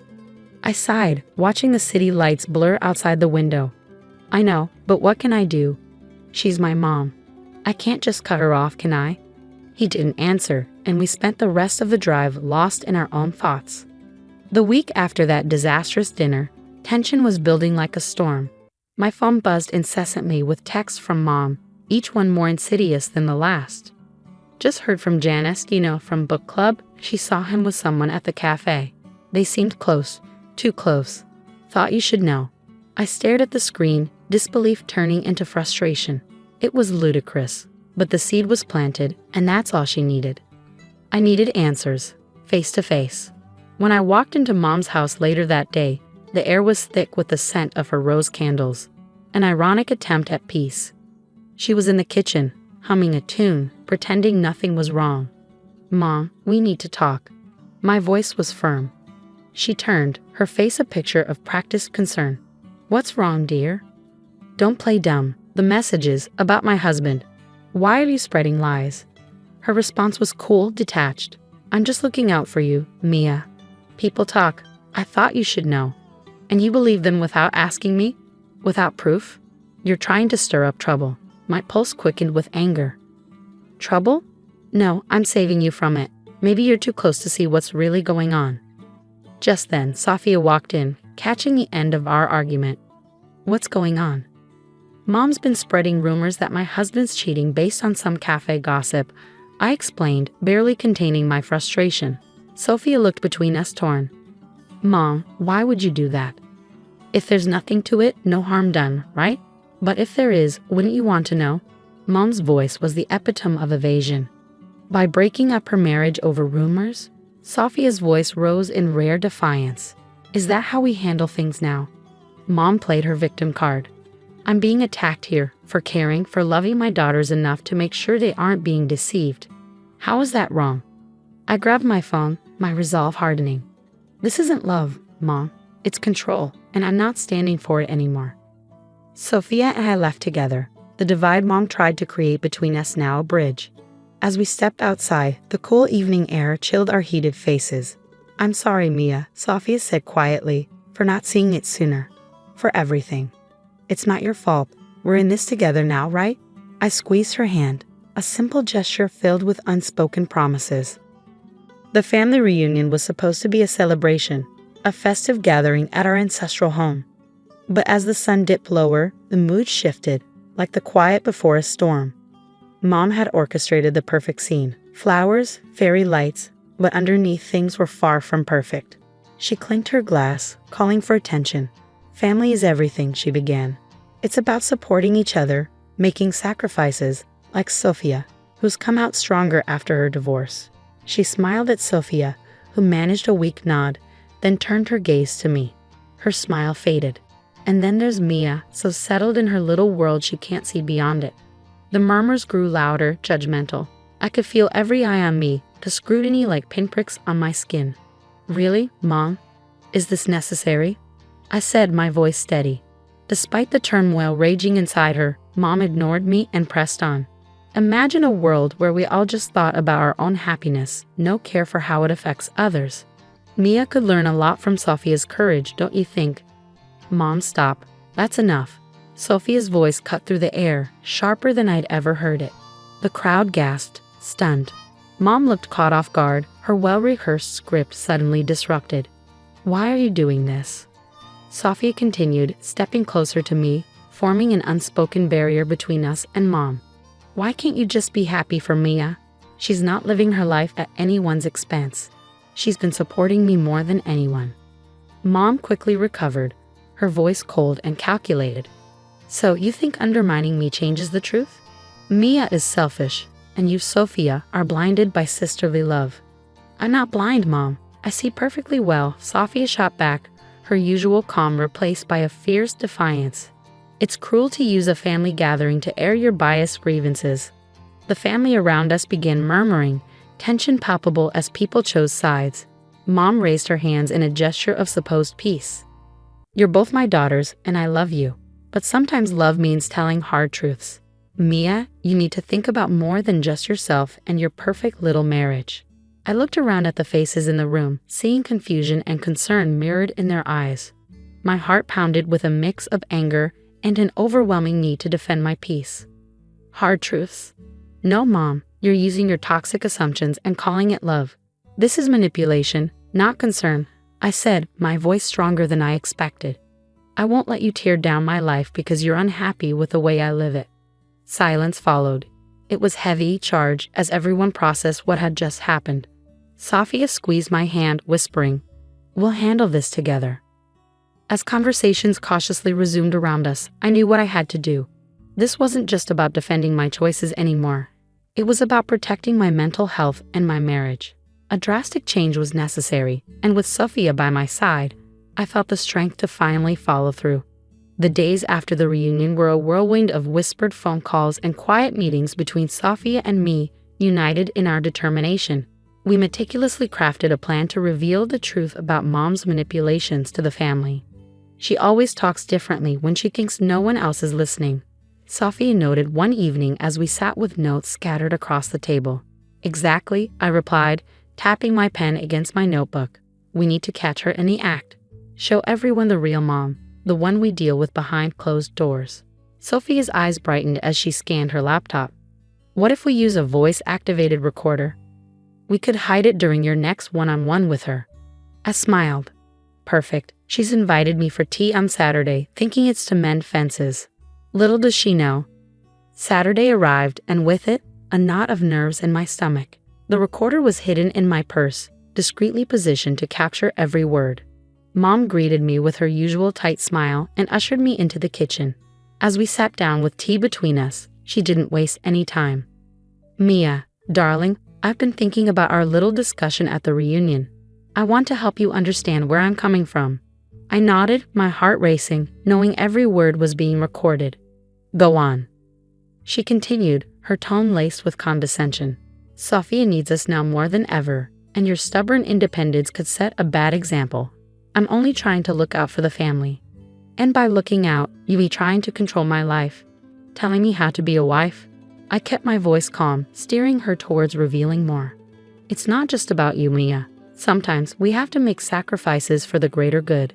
If that means adjusting your life, so be it."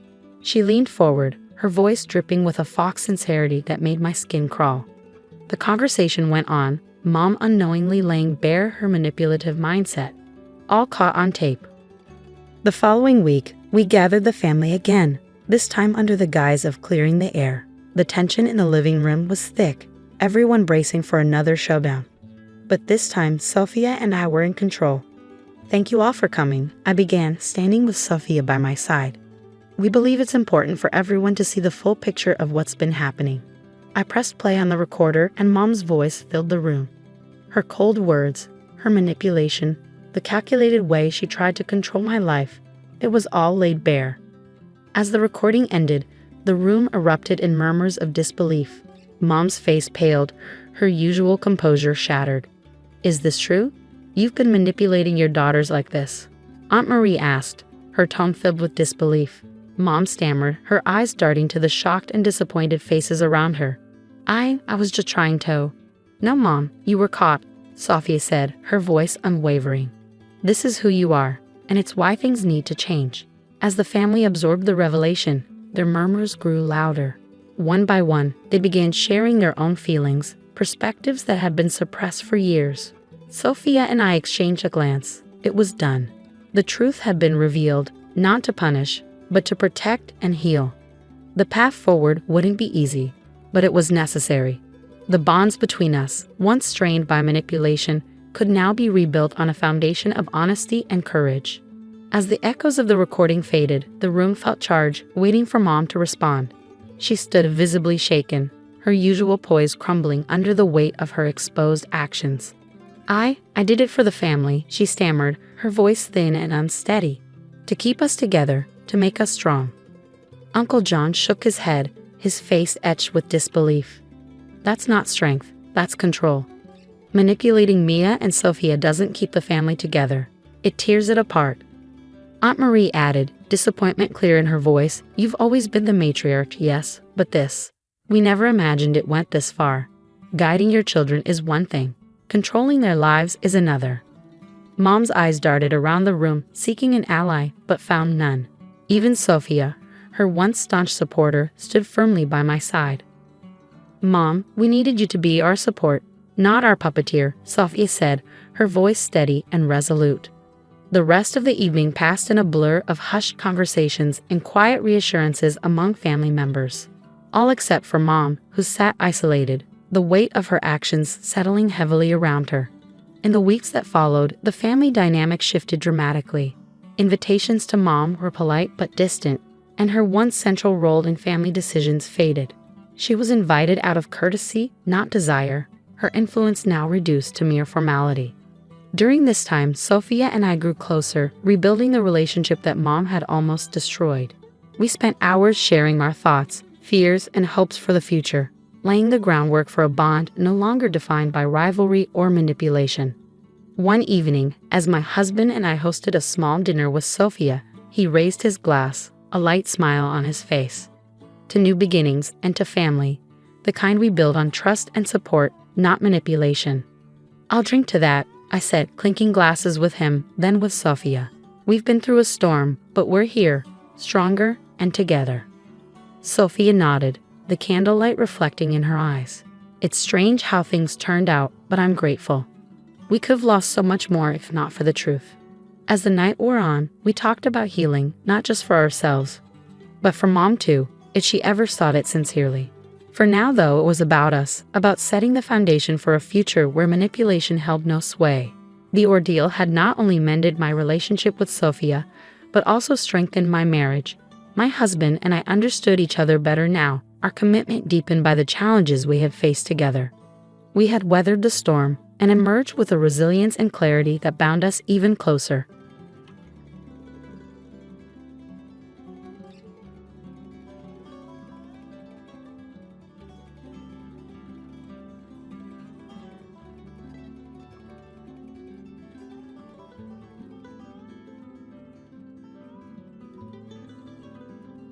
Tonight, I had planned to unwind at a play, but my mother-in-law had different ideas. She arrived unexpectedly, accompanied by 9 friends, assuming they could all stay at my house while I was out. Despite my prior plans, she insisted on leaving their belongings at my place and asked if I could prepare dinner and sleeping arrangements for everyone, as if my evening was theirs to commandeer.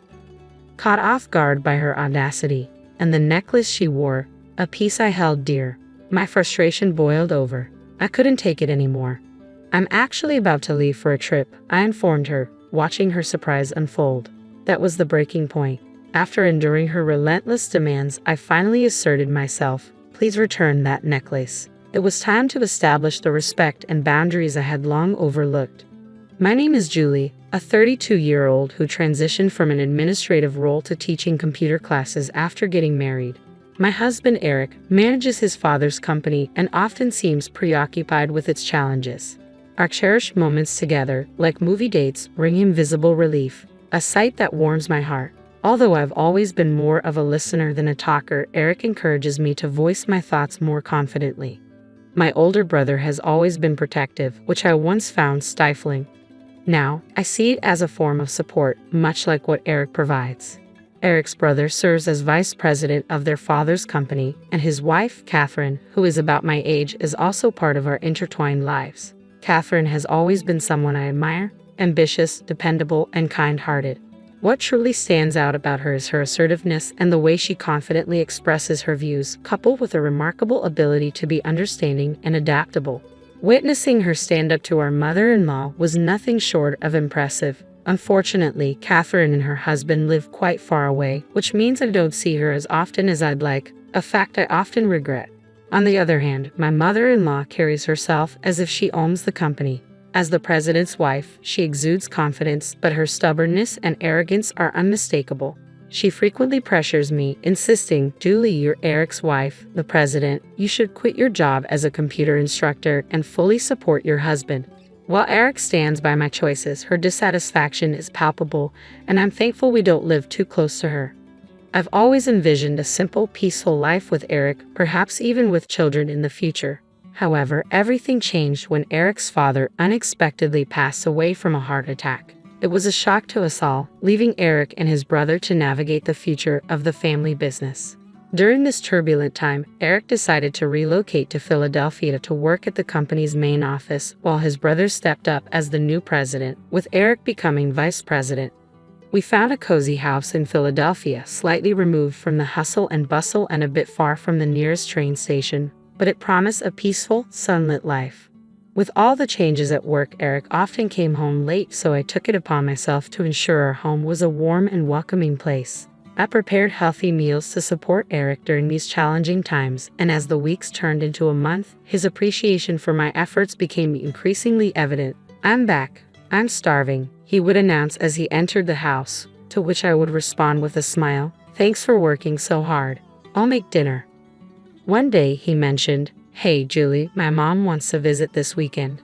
Is that okay?" Knowing she might be feeling lonely after the loss of Eric's father, I was more than willing to welcome her. "Of course," I replied, although I was aware that we still had some tidying up to do. "She's welcome," I assured him, and he quickly said he'd let his mom know. He then suggested inviting his brother and Catherine too, to which I happily agreed. It might sound odd, but relocating here meant I could see Catherine more often, which turned out to be a delightful surprise. That weekend, we gathered to catch up and reminisce about my father-in-law. It was a bittersweet occasion. While we all felt the loss deeply, I didn't want to dwell on sadness forever. "My mother has picked up a new hobby," Eric's mother shared, her effortless elegance shining through as she spoke. Today she wore a stylish, light purple scarf that added to her commanding presence, even if she seemed a bit thinner than before. Her authority was especially noticeable when she offered advice to Eric and his brother on business matters since the passing of my father-in-law. I noticed that Eric's mother became more exacting with me. "Julie, we're running out of drinks. Could you go buy some?" she directed at me. Just then, Catherine offered to go instead. "Oh, could you? That would be helpful," she replied to Catherine, her tone noticeably softer than how she spoke to me. I suspected she was struggling with her grief, so I chose to overlook her sharp comments for the moment. After dinner, Eric kindly drove everyone home, marking the end of the evening. However, this was just the beginning of more frequent visits from my mother-in-law, who soon began critiquing how I maintained the house, voicing complaints about Catherine, and even rummaging through her fridge uninvited. "Julie, Eric is so busy right now. You should be careful with the meals you prepare for him. What if he gets sick too?" she cautioned me one day, followed by a remark about some leftover trash. "Can't you clean up properly?" Her criticism seemed endless, a way to pass the time, but it was always directed at me, never at Catherine, who she would quickly dismiss with claims of other engagements. It wasn't that she disliked me. Perhaps it was simply easier for her to boss around someone who seldom argued back, unlike Catherine, who always stood her ground. This environment made me consider getting the job just to spend less time at home. However, even after securing a position, the situation with my mother-in-law only intensified. "Julie, we're out of teriyaki sauce, so pick some up while you're out," she commanded, even as she brought leftovers to take back with her. Her sense of entitlement often left me speechless, especially knowing she could easily afford such things herself. Then one day, a deeply cherished necklace, a keepsake from my mother, vanished from its usual spot. My immediate suspicion fell on my mother-in-law, who was frequently at our house and seemed too familiar with where I kept my belongings. After a fruitless search, I reluctantly confronted her, only to be met with fierce anger. "You probably lost it yourself. How dare you accuse me? What kind of person are you?" she shouted. I tried to explain that the necklace was a special keepsake from my mother and held immense sentimental value for me, but her response only deepened the wound. "I don't care, it's just a necklace. Why don't you ask Eric to buy you a new one?" Realizing she couldn't grasp the importance of the necklace, I decided to drop the subject. But then more things began to disappear, money from my wallet and various items around the house. Despite keeping a wary eye on her, I never caught her in the act.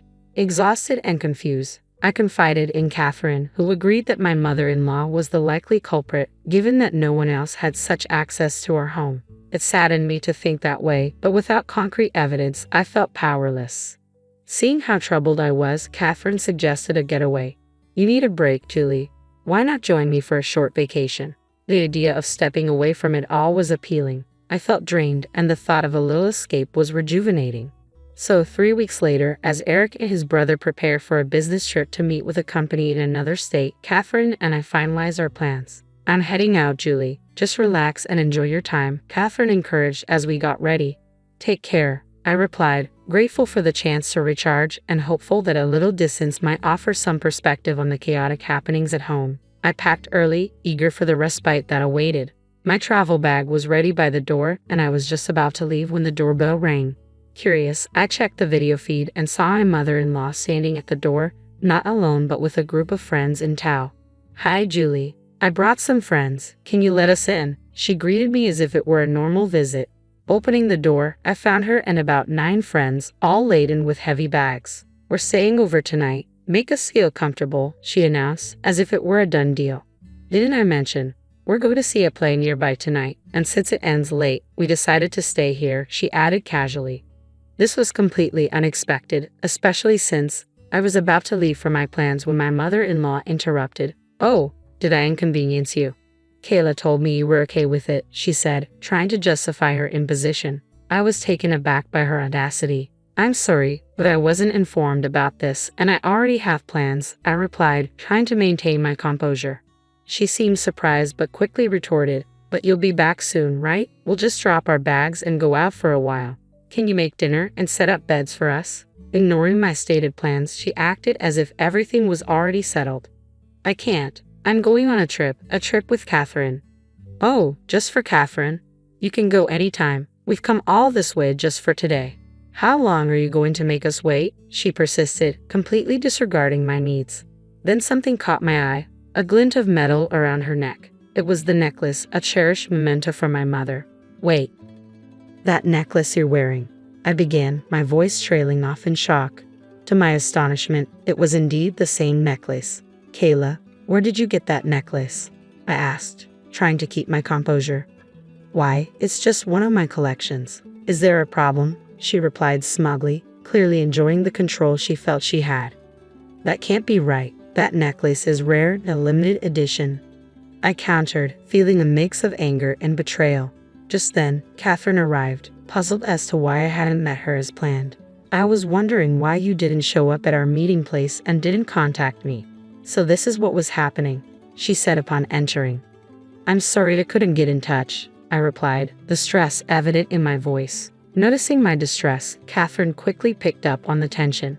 "What's going on?" she asked, her eyes darting between me and the necklace. I was upset and blurted out, "The necklace she's wearing is the same one that belonged to my mother, the one that recently went missing, the one I kept in that special box," I explained, barely holding back tears. Realizing the gravity of the situation, Catherine spoke up loudly enough for everyone to hear, reinforcing the significance of the necklace and its sudden, mysterious appearance around my mother-in-law's neck. In a hushed voice, desperate to keep the matter from her friends, my mother-in-law whispered, "Can you both stop this? It's embarrassing. Do you want to accuse me of theft?" Her face flushed with indignation. "Yes, I find it suspicious," Catherine replied firmly, not backing down. "Do you have any proof that I stole it?" My mother-in-law shot back, "It's embarrassing to have such unreasonable daughters-in-law. Please don't make a scene in front of my friends." She then turned back to her group with a forced smile. "Well, let's go inside, everyone," she attempted to usher her friends inside. A crucial detail flashed in my mind. "Kayla, can I have a look at the necklace, please?" I asked, needing to confirm my suspicion. Catherine circled behind her for a closer look. "Enough of this. What's your mother's name?" My mother-in-law snapped, trying to dismiss us. "It's Amanda." There it was. I spotted the engraving. "The initials AR are right here," I pointed out. Upon seeing the engraving, her friends looked horrified and began to distance themselves. "Stop this. I didn't come here for this. Let's go, everyone," my mother-in-law urged, her tone frantic. "We're not letting you leave," Catherine declared firmly, blocking her path. The friends, sensing the growing tension, muttered, "We're not involved," and quickly made their way toward the subway. "There's been some mistake," my mother-in-law stammered, attempting to follow her friends, but she was stopped by an unexpected presence. "What are you doing here? Weren't you supposed to be on a business trip?" Eric stood there, his arrival surprising everyone. It turned out that his supposed business trip was scheduled for the next day. He had given his mother a false date to see how she would act, a plan devised after Catherine informed him about the missing items from our home. Having visited his childhood home and found similar items missing, Eric had begun to suspect theft. but without concrete evidence, he knew any accusation could easily be denied. "What are you doing here?" Eric demanded. "I was just leaving," she replied, attempting to escape the situation. "Give it back. That necklace isn't yours. It's a keepsake from my parents." "Why do you have it, Ma?" I demanded. "It's not what you think. I found it in my purse. Julie must have set me up," she claimed, trying to shift the blame to me, panic evident in her voice. "Do you think such a lie would work? There's no way Julie would do something like that. First, give the necklace back to Julie. We'll talk after that," Eric insisted. Reluctantly, she removed the necklace and threw it on the ground, then tried to flee. "Hey, wait," we called out, starting to chase her but stopping shortly after. We didn't need to chase her. The truth had already caught up with her. I was bewildered as about 15 police officers stood before my mother-in-law. The scene was surreal, and I struggled to grasp what was unfolding. Then one officer explained, "We received a report from a local resident. They said someone was causing a disturbance here and was often seen entering this house when the owners were away. They asked us to come quickly." "What are you talking about? I'm the mother of the son living here," my mother-in-law retorted, clearly annoyed. "Wait, what do you mean she entered when we weren't home?" I questioned, my curiosity piqued. "I never did such a thing," I interjected, trying to clarify that her visits were always while we were present. The police then shared more. "The informant saw her sneaking into your backyard, likely using a spare key to get inside." Indeed, we had a hidden spare key under a plant pot in the backyard. This revelation sent a chill down my spine and suddenly made sense of the missing items. Eric had suspected something and planned to observe her actions today, but this turn of events was beyond his expectations. "Mom, why were you coming into our house when we weren't home?" Eric demanded an answer. "It's all lies. Are you going to believe some unknown person's story over me?" she shot back. "But you did have my precious necklace, didn't you?" I pressed her further. "Told you I found it in my purse." My mother-in-law maintained her story. One officer intervened. "Let's talk about this at the station." "But I didn't do anything," she pleaded. "Mom, stop this. I can't understand why you did this," Eric said, his tone firm. Hearing her son's words, my mother-in-law seemed momentarily defeated and collapsed to the ground. But just when it appeared she had given up, she burst into a rage. "After your father passed away, I felt so lonely. Seeing her always so cheerful, I couldn't stand it anymore. I wanted her to feel the pain I felt." She confessed her emotions, raw and turbulent, and Eric was visibly shaken by her irrational justification. Sensing the need to address the situation directly, I stepped in front of an increasingly upset Eric. "Kayla, I understand where you're coming from. Perhaps I've been too dismissive of our interactions. However, stealing and causing distress is an entirely different matter. Did you intend to upset me? Is that what you aimed for?"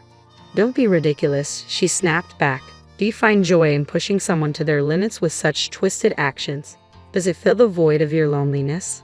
I asked, trying to grasp the depth of her actions. "Shut up. What do you know about me?" she yelled, unwilling to confront the reality of what she had done. "If you're feeling low, you should just tell us. We can't read minds." I attempted to calm her with reason. "Don't mock me. Why would I confide in you, you useless daughter-in-law?" she retorted angrily. "Mom, Julie has a point," Eric chimed in, trying to mediate. As the tension escalated, the police, observing the situation deteriorate, intervened and suggested we relocate to the station. "Are you actually going to arrest me? I can't believe this," she protested vehemently. However, due to multiple eyewitness reports of her unauthorized entry and the suspicion of theft connected to her possession of my belongings, the police decided to detain her. My mother-in-law was arrested on charges of unlawful entry and theft, continuing to assert her innocence. She demanded legal representation and refused the meals provided during her visit. Her father expressed disappointment and encouraged her to sincerely contemplate her actions. His stern reprimand prompted her to tearfully apologize, showing a rare moment of submission to his authority, the only one she seemed unwilling to defy. He cautioned her that without genuine introspection, she shouldn't expect a welcoming return home. Reluctantly, she appeared to acknowledge the gravity of her situation. Perhaps the loss of her husband had left my mother-in-law adrift, with her flashy attire and jewelry serving as armor against her insecurities. I pondered whether her desperate treatment of me and my sister-in-law was merely a facade to mask her vulnerabilities. Nonetheless, her unchecked desires and poor impulse control were distinct issues, and it was evident that her flawed judgments had led to this unfortunate situation. I was stunned by how quickly things had escalated, especially after discovering that my mother-in-law had been using the spare key to enter our home surreptitiously. The thought of someone intruding into our personal space uninvited was deeply unsettling. Thankfully, our vigilant neighbors across the street, particularly the wife who worked from home, noticed her suspicious behavior and reported it. I am immensely grateful for their brave intervention, which has since allowed us to live more peacefully and ensured our safety. We updated our home security by changing all the locks and stopped placing a spare key outside. Eric decided it was best to sever ties with his mother, insisting that she refrain from contacting us in the future. He even warned that legal measures would be taken if she attempted to reach out. After her release, she returned to her childhood home in the countryside and surprisingly adopted a simpler way of life, a stark contrast to her previously extravagant lifestyle. Under the watchful eye of her father, she began to contribute to household chores from dawn. I genuinely hope this change allows her to contemplate her past actions. In the meantime, my father moved in with us primarily to safeguard against any unexpected visits from my mother-in-law. His presence not only serves as a security measure but also brings comfort during this exciting time. As I am expecting our first child, the prospect of becoming grandparents has brought a new level of joy and support from Eric, enhancing the warmth and resolve in our household. While material things may offer momentary pleasure, it's truly the company of loved ones that enriches our lives. As we settle into our current living situation, surrounded by family, we are dedicated to maintaining the tranquility and joy in our daily lives, cherishing the serene and supportive environment we've cultivated.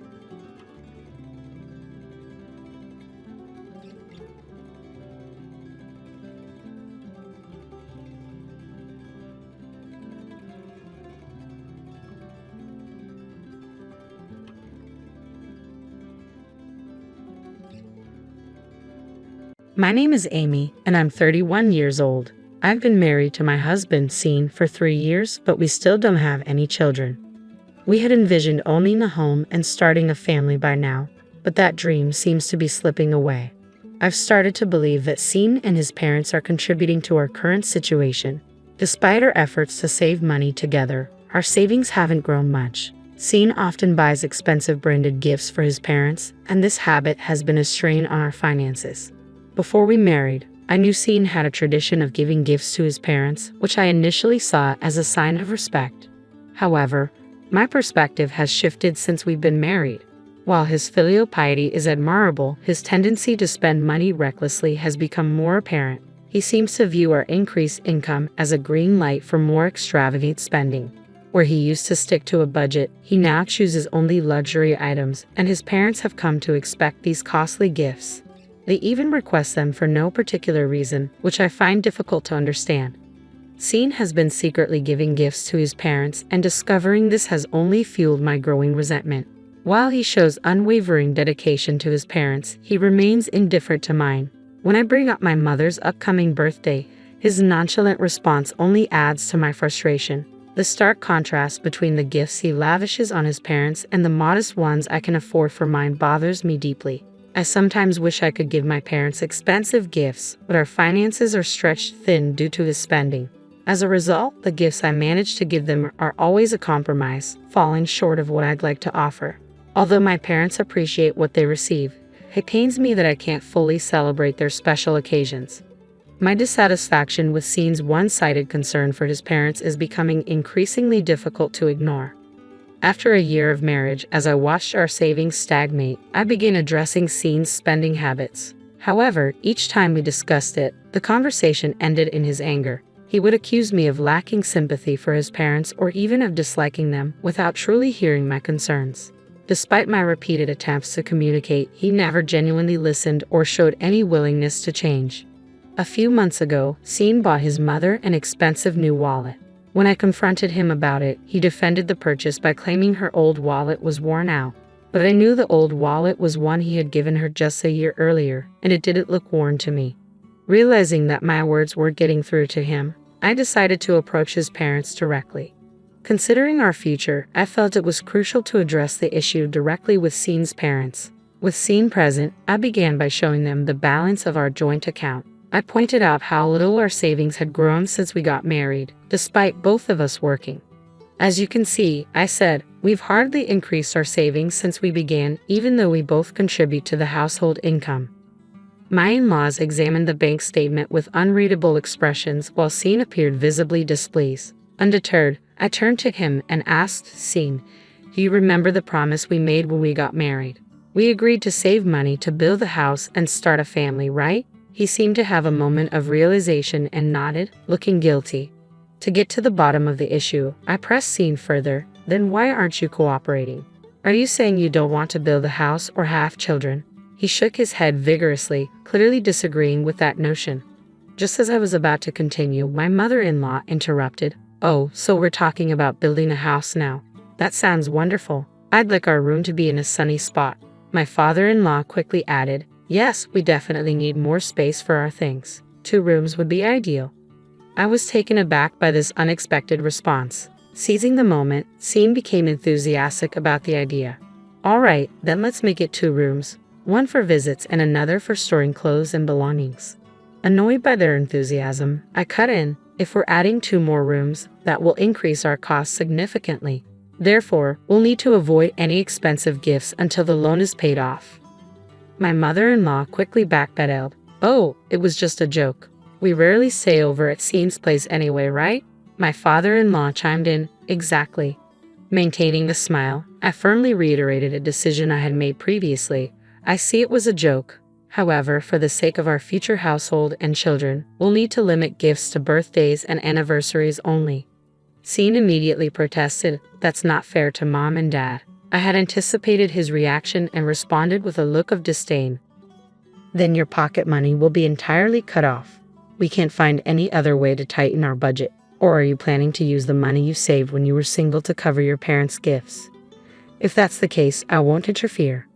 Seen fell silent, his face sour. I let out a soft sigh, and with a bright smile directed at my in-laws who were searching for a response, said, I appreciate your understanding, as saving requires the effort of the entire family. They responded with reluctant nods, their faces still grim. It was clear that none of them, including Seen, were fully convinced, but I firmly closed the conversation, leaving no room for further discussion. After that discussion, Seen stopped giving extravagant gifts to his parents, and I noticed our joint bank account balance steadily increasing. I felt a sense of relief as our finances began to improve. However, this tranquility was short-lived. The turning point came when my sister gave birth. Being only a year younger, my sister and I have always been very close. Although our contact lessened after marriage, we still made an effort to keep in touch at least once a week. When she had the baby, she sent me a photo along with news of her joy and excitement. Perhaps I am biased because it's my niece, but the baby was truly adorable. I couldn't contain my excitement and immediately showed Seen the photo of the baby. His eyes softened as he was charmed by the baby's cuteness. I felt a wave of relief at his reaction. Although he had always said he liked children, I had my doubts about whether he truly meant it. I worried that his reluctance to save money was due to a lack of interest in having children. But from his reaction, it seemed he would cherish our future children as well. Feeling reassured, I remembered something and said to Seen, who was still admiring the photo, I've already sent my sister a gift and some money for the baby. His expression immediately darkened and he glared at me with clear dissatisfaction. You restrict gifts to my parents but spend so much on your sister, he said, clearly upset. As I stood there in shock, he continued to complain, and you sent it without discussing it with me. His self-righteousness made me lose my temper, and I responded sharply, how can you say that when you always secretly give gifts to your parents? This is for a baby's celebration, not for no reason at all. If you can't accept that, then let's agree to stop giving gifts entirely. I worried that I had overstepped, but the words were out, and I couldn't backtrack. Perhaps the idea of being forbidden from giving gifts was too much for him to accept, but he didn't argue further and fell silent. His face remained displeased, but I took it as a sign that he had reluctantly agreed. A few days after our argument, I received a call from my mother-in-law. As soon as I answered, she started with, I heard your sister had a baby. Realizing my husband had shared this news, I confirmed, yes, that's right. I expected her to offer congratulations or chat about the baby, but instead, she asked, "So, I heard you gave her a present. Is that true?" Taken aback by her directness, I replied, "Yes, I sent something for the baby." To my surprise, she responded cheerfully, "Well, I hope you'll have something for our anniversary next week too. I'm looking forward to it." Her request felt a bit impolite, but it was better than having Sean make an expensive purchase on his own. I agreed and ended the call. For my in-laws' anniversary, I decided to send a practical pair of glasses. I braced myself for a complaint, but none came, and time went by without incident. I had been too quick to judge my in-laws, but recent events made me realize my mistake. One day, my mother-in-law visited our home with a brand new luxury bag, beaming with delight. She admired the bag and thanked me, saying, "Thank you for the $4,000 bag." I was stunned, believing that our anniversary gift was merely a pair of glasses. I complained to Sean, "I feel awful about this." My shock left me barely able to whisper, but I chose not to address it with her at the time. She seemed oblivious to my reaction and cheerfully mentioned she was heading out to lunch with friends. After she left, I rushed to the bank. We had 3 accounts, individual accounts from before our marriage and a joint account we opened after tying the knot. The joint account showed no significant withdrawals, but checking our personal accounts revealed that $800 had been withdrawn from Sean's account and $4,000 from mine. When my husband came home, I confronted him about the missing money, but he dismissed my concerns. I thought it would be unfilial to give just glasses for the anniversary, so I used my account to cover Dad and yours to cover Mom, he explained. Seeing my anger, he grew flustered and insisted it wasn't a big deal since he hadn't touched the joint account. As I remained silent, his frustration mounted. "Why would you only get glasses for the anniversary? I went out of my way to make sure both of them were covered," he argued. Realizing the conversation was going nowhere, I grabbed the carry bag I had packed earlier and quickly left the house. I could hear him shouting behind me, but I ignored it and walked away. When I arrived at my parents' house, they greeted me at the door, clearly surprised by my sudden return. My intention to divorce left them even more shocked, as I hadn't mentioned anything about it before. It must have come as a surprise. I explained the deep differences in values and thinking between my husband, his parents, and myself, detailing the recent incident with the luxury bag. I shared how my fear of my assets being misused led me to decide on divorce. My parents listened, understood, and supported my decision. Since I had already prepared for the divorce, filing the petition and arranging for a lawyer was straightforward. Once I confirmed that the affidavit had likely reached him, my husband began trying to contact me repeatedly. His voicemails filled up with messages, which I initially listened to. However, as his messages grew increasingly angry, I stopped listening and chose not to respond. The divorce proceedings with my husband went much smoother than I had anticipated, thanks to my thorough preparations. Since we worked in different departments of the same company, news of our divorce spread quickly. Although he attempted to claim that I left of my own accord, his lies were quickly disproven. I had already informed my boss and colleagues about my intention to divorce, along with the reasons and the issues with my husband and his family. Despite any false information he might have spread, my boss and colleagues, who knew the real story, promptly refuted it. My husband only made things worse for himself by propagating falsehoods. He faced cold stares from colleagues and was pressured by his boss to resolve the matter quickly. Given his naturally timid nature, it seemed he couldn't handle the pressure. Under increasing pressure, he agreed to the divorce. Unable to handle the hostile environment at work, he resigned and moved back in with his parents. However, things didn't improve there.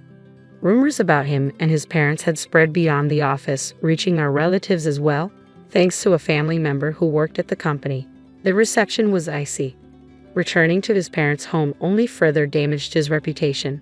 The neighborhood viewed him as someone who had been abandoned by his wife, and his parents, known for flaunting their luxury and looking down on others, only worsened the situation. Although the exact source of the leaks was unclear, the rumors circulated quickly. Facing disapproval and cold stares from those around them, my ex-husband and his parents lost their former arrogance and became notably subdued. Their once beloved collection of luxury goods came to an end when my ex-husband lost his income, forcing them to sell off their possessions. A relative who used to work with us informed me that the relationship between my ex-husband and his parents had become frosty, filled with mutual blame. I felt indifferent to this news. They had become irrelevant to me after our separation. I've been living stress-free and enjoying each day. The steady increase in my bank account, now that I'm no longer burdened with saving, brings me great joy. My enthusiasm for work has returned. Previously, my earnings were drained by gifts for my in-laws, which was disheartening. But that's no longer an issue. I've also been able to give my parents the gifts I truly wanted to, something I couldn't afford before.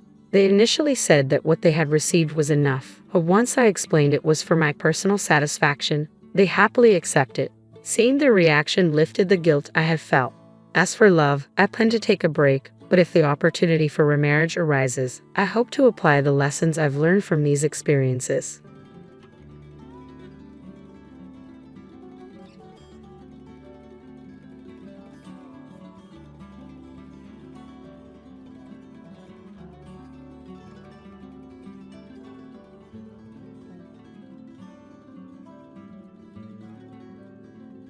Life has a peculiar way of throwing curveballs when you least expect it. That's how I met Marco. My name is Cora, and at 28, I was working as a fitness trainer at a local gym, living a life as structured and disciplined as my workout routines. Then one day, Marco walked in, looking for a quick session, and ended up changing the entire course of my life. "Hey, I'm Marco," he said, flashing a smile that could light up the darkest corners. "Heard this is the best place to get in shape. Mind showing me the ropes?" I raised an eyebrow, sizing him up. He didn't exactly fit the mold of the usual gym goer, more like someone who spent his days charming his way through life. "Sure, Marco. Follow my lead and you'll be in shape in no time. But I warn you, I don't go easy on anyone." He chuckled, his eyes sparkling with mischief. "Wouldn't have it any other way. Lead on, Cora." Training Marco was like trying to tame a wild stallion.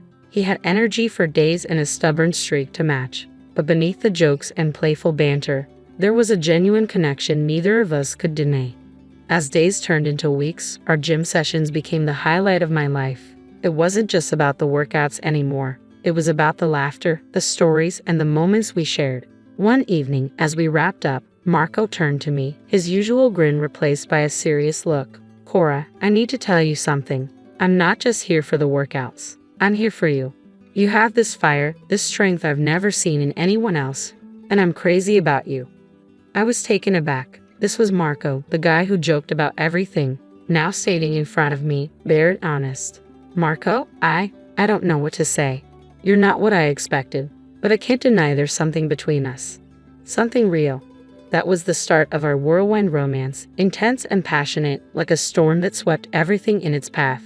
Before I knew it, I was saying "I do" to the man who had walked into my gym and turned my world upside down. But the fairy tale didn't last long. After the wedding, Marco dropped a bombshell that would set the stage for the battles to come. "Cora, we need to move into my mother's house. Family is everything to me, and I need to be there for them." My stomach dropped. Maria, his mother, was a force to be reckoned with, sharp-tongued and critical, a stark contrast to Marco's warmth. And then there was Sofia, his sister, a mirror image of her mother's arrogance and disdain. "Marco, are you sure about this? Our relationship with your mother and Sofia is strained, to put it mildly. Is this really the best idea?" I asked, trying to keep the worry out of my voice. He took my hands in his gaze earnest. "I know it's not ideal, but family means everything to me. We'll make it work, I promise. It's me and our little family against the world." Moving into Marco's family home felt like stepping onto a battlefield. Every day was a struggle under Maria's strict rules. "Don't forget the dishes need doing, and the living room needs a good dusting. We run a tight ship here," she would say, her voice dripping with anything but warmth. I would nod, biting back the retorts that threatened to spill. "Of course, Maria. I wouldn't want the house to be anything less than perfect." Sofia would smirk from her perch at the kitchen table, her eyes scanning me like I was some bug under a microscope. "Yeah, Cora, and try to keep up, will you? We don't need any dead weight around here." The days felt long, the work unending. It was like living in a loop, each day a repeat of the last. Cleaning, cooking, trying to find my footing in a house that felt like a minefield. Marco was there, but not really. His restaurant was his world, and I felt like a ghost in his family home. Then, life threw me another curveball. I was pregnant. The news should have been a beacon of joy, but in Maria's house, it was just another ripple in already troubled waters. "Pregnant, huh? Maria's voice was flat, her eyes hard. Well, don't expect any special treatment. This house doesn't run itself, you know. I placed my hand instinctively on my belly. I don't expect special treatment, Maria, but I do expect some understanding. I'm carrying a child, your grandchild. That shut her up, if only for a moment. But the chores piled up and the glares grew sharper, making the house feel smaller each day. Sophia was no help, watching my struggles with a satisfied smirk. You're slowing down, Cora, she would taunt. Can't handle a bit of housework. What kind of mother are you going to be? I wanted to scream, to lash out, but I held it in for Marco, for the tiny heartbeat grew stronger each day. The tension was a constant companion, an unwelcome guest at every meal and every moment. Marco, please talk to them, I pleaded one night, the weight of the day heavy on my shoulders. Your mother and Sophia treat me like I'm nothing, like I don't belong. He sighed, a tired sound that spoke volumes. Cora, they're just set in their ways. It's how they've always been. Just give it time, it'll get better. But it didn't get better, it got harder. The house became more suffocating, Maria and Sophia more relentless. I was just trying to keep my head above water and protect the tiny life that depended on me. Each night, as I lay in bed, the moon casting shadows across the room, I felt the weight of my reality pressing down, heavier than ever. I made a silent vow. I wouldn't let them break me. Their disdain and sharp words wouldn't define me. I was stronger than they realized, and one day they'd see, this house, this battlefield, would be mine to conquer. Becoming a mother was supposed to be the most beautiful chapter of my life. But in Maria's house, it felt more like a trial by fire. Luca was my little bundle of joy, my ray of sunshine amid the storm. Yet every coo and every cry was met with relentless pressure and criticism from Maria and Sophia. Really, Cora, can't you keep that child quiet? Maria snapped, her tone sharp as knives, every time Luca whimpered. I held him closer, whispering words of comfort, trying to shield him from his grandmother's harshness. He's just a baby, Maria. Babies cry, that's how they communicate. Sophia rolled her eyes, her voice dripping with disdain. Oh please, you're just not doing it right, Cora. Maybe if you paid more attention to him instead of feeling sorry for yourself, he'd be quieter. Their words stung, each one a reminder of how out of place I felt in this house and this family. It wasn't just the verbal jabs, it was the scrutinizing looks, especially after my body had changed during pregnancy. The weight I'd gained became a favorite topic of ridicule. Looks like those fitness trainer days are long gone, huh, Cora? Maria would chuckle, her smirk infuriating. Better lay off the sweets if you want to fit into your old clothes again. I clenched my fists, forcing a smile to hide my hurt. I'm proud of my body, Maria. It brought Luca into this world. The weight is temporary, but the love I have for my son is forever. But my defiance fell on deaf ears. I was the outsider, the intruder in their perfect little world. And no matter how hard I tried, it never seemed to be enough. Enough was enough. The constant belittling from Maria and Sophia wasn't just chipping away at my spirit, it was igniting a fire within me, a fire to reclaim my life, my body, and my self-respect. I decided to take control right there in the suffocating walls of that house. I started small, turning the corner of my room into a personal gym. It wasn't much, just a mat, some weights, and a determination as strong as steel. This is it, Luca, I whispered, cradling him in one arm while setting up my phone to record. Mommy's turning it all around, starting now. The first few days were tough. The exercises left me breathless, my muscles screaming in protest. But each drop of sweat and every aching limb felt like a triumph. You think you can just bounce back, Cora? Maria sneered one day, watching me pant through my routine. It's not that easy, you know. Takes more than a few stretches to fix what's broken. I wiped my brow, fixing her with a steely gaze. Watch me, Maria. I'm not just fixing what's broken. I'm building something stronger. I don't need your approval or your snide comments. That's when I decided to go public with my journey. I started a YouTube channel and an Instagram page, sharing every struggle and every victory. It was raw and real, and to my surprise, it resonated with so many out there. Look at this, Luca, I'd say, showing him the screen filled with comments and likes. We're not alone. There are so many rooting for us. Then came the offers from advertisers, turning my little corner of the internet into a thriving source of income. I was stunned and overwhelmed. But above all, I felt empowered. Can you believe this, Luca? I whispered, tucking him into bed. We're doing it. We're really doing it. But with every success, the tension in the house grew thicker. Maria and Sofia couldn't stand it, the way I turned their ridicule into armor, their disdain into a driving force. What's this now, Cora? Playing the star while the rest of us do the real work? Sofia spat one day, her eyes filled with venom. I stood my ground, Luca on my hip, my heart stronger than ever. It's called turning the tide, Sofia. It's called taking back control. And if that bothers you, well, that's your problem, not mine. What once felt like a prison was now just a backdrop. My world was larger, brighter, filled with the love of my son and the support of a community that saw me for who I truly was. The success of my online channels was a sweet victory, but it brought a new kind of challenge. Marco was stunned by the numbers, the comments, the sheer scale of it all. But his pride was bruised. He didn't want the world, especially his family, to see the shift in our roles. Cora, this is incredible, he said one evening, his eyes pleading. But you know how my mother and Sofia are. Please, let's keep this between us. I don't want them thinking I'm not the provider. I sighed, the weight of his request heavy on my shoulders. Marco, I'm proud of what I've achieved. It's not just about the money. It's about respect, about independence. He nodded, reaching for my hand. I know, and I respect that. But in this house, it's complicated. Let's just keep it our little secret for now. Reluctantly, I agreed and began transferring $4,000 a month to Marco's account. The irony of the situation wasn't lost on me. Maria and Sofia continued their tirade, oblivious to the truth. They saw me as a leech, living off their precious son and brother. You're just a freeloader, Cora, always taking and never contributing, Maria snarled, her words as sharp as ever. I held back my retort, using my silent shield against her barbs. I contribute in my own way, Maria, not that you'd ever acknowledge it. Sofia was no better. What do you even do all day, Cora? Lounge around while we do all the real work. Their ignorance was a bitter pill to swallow, but I swallowed it anyway. My focus was on Luca, my channels, my newfound strength. I'd walk with my son in the park, my camera constant companion, capturing moments, workouts, and the real me that they refused to see. Cora, you're wasting your time with those videos, Maria scoffed, watching me edit my latest post. But the numbers told a different story. The subscribers, the views, the comments. They were real, tangible, and they were mine.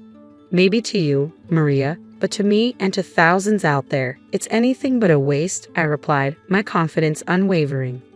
Marco's restaurant troubles added another layer to her already complicated life. One day, he approached me, his pride barely holding back his desperation. Cora, the restaurant is struggling. I need help. Could you? Would you lend me some money just to tide things over? His vulnerability was a rare sight, tugging at my heartstrings. Of course, Marco, I'll help.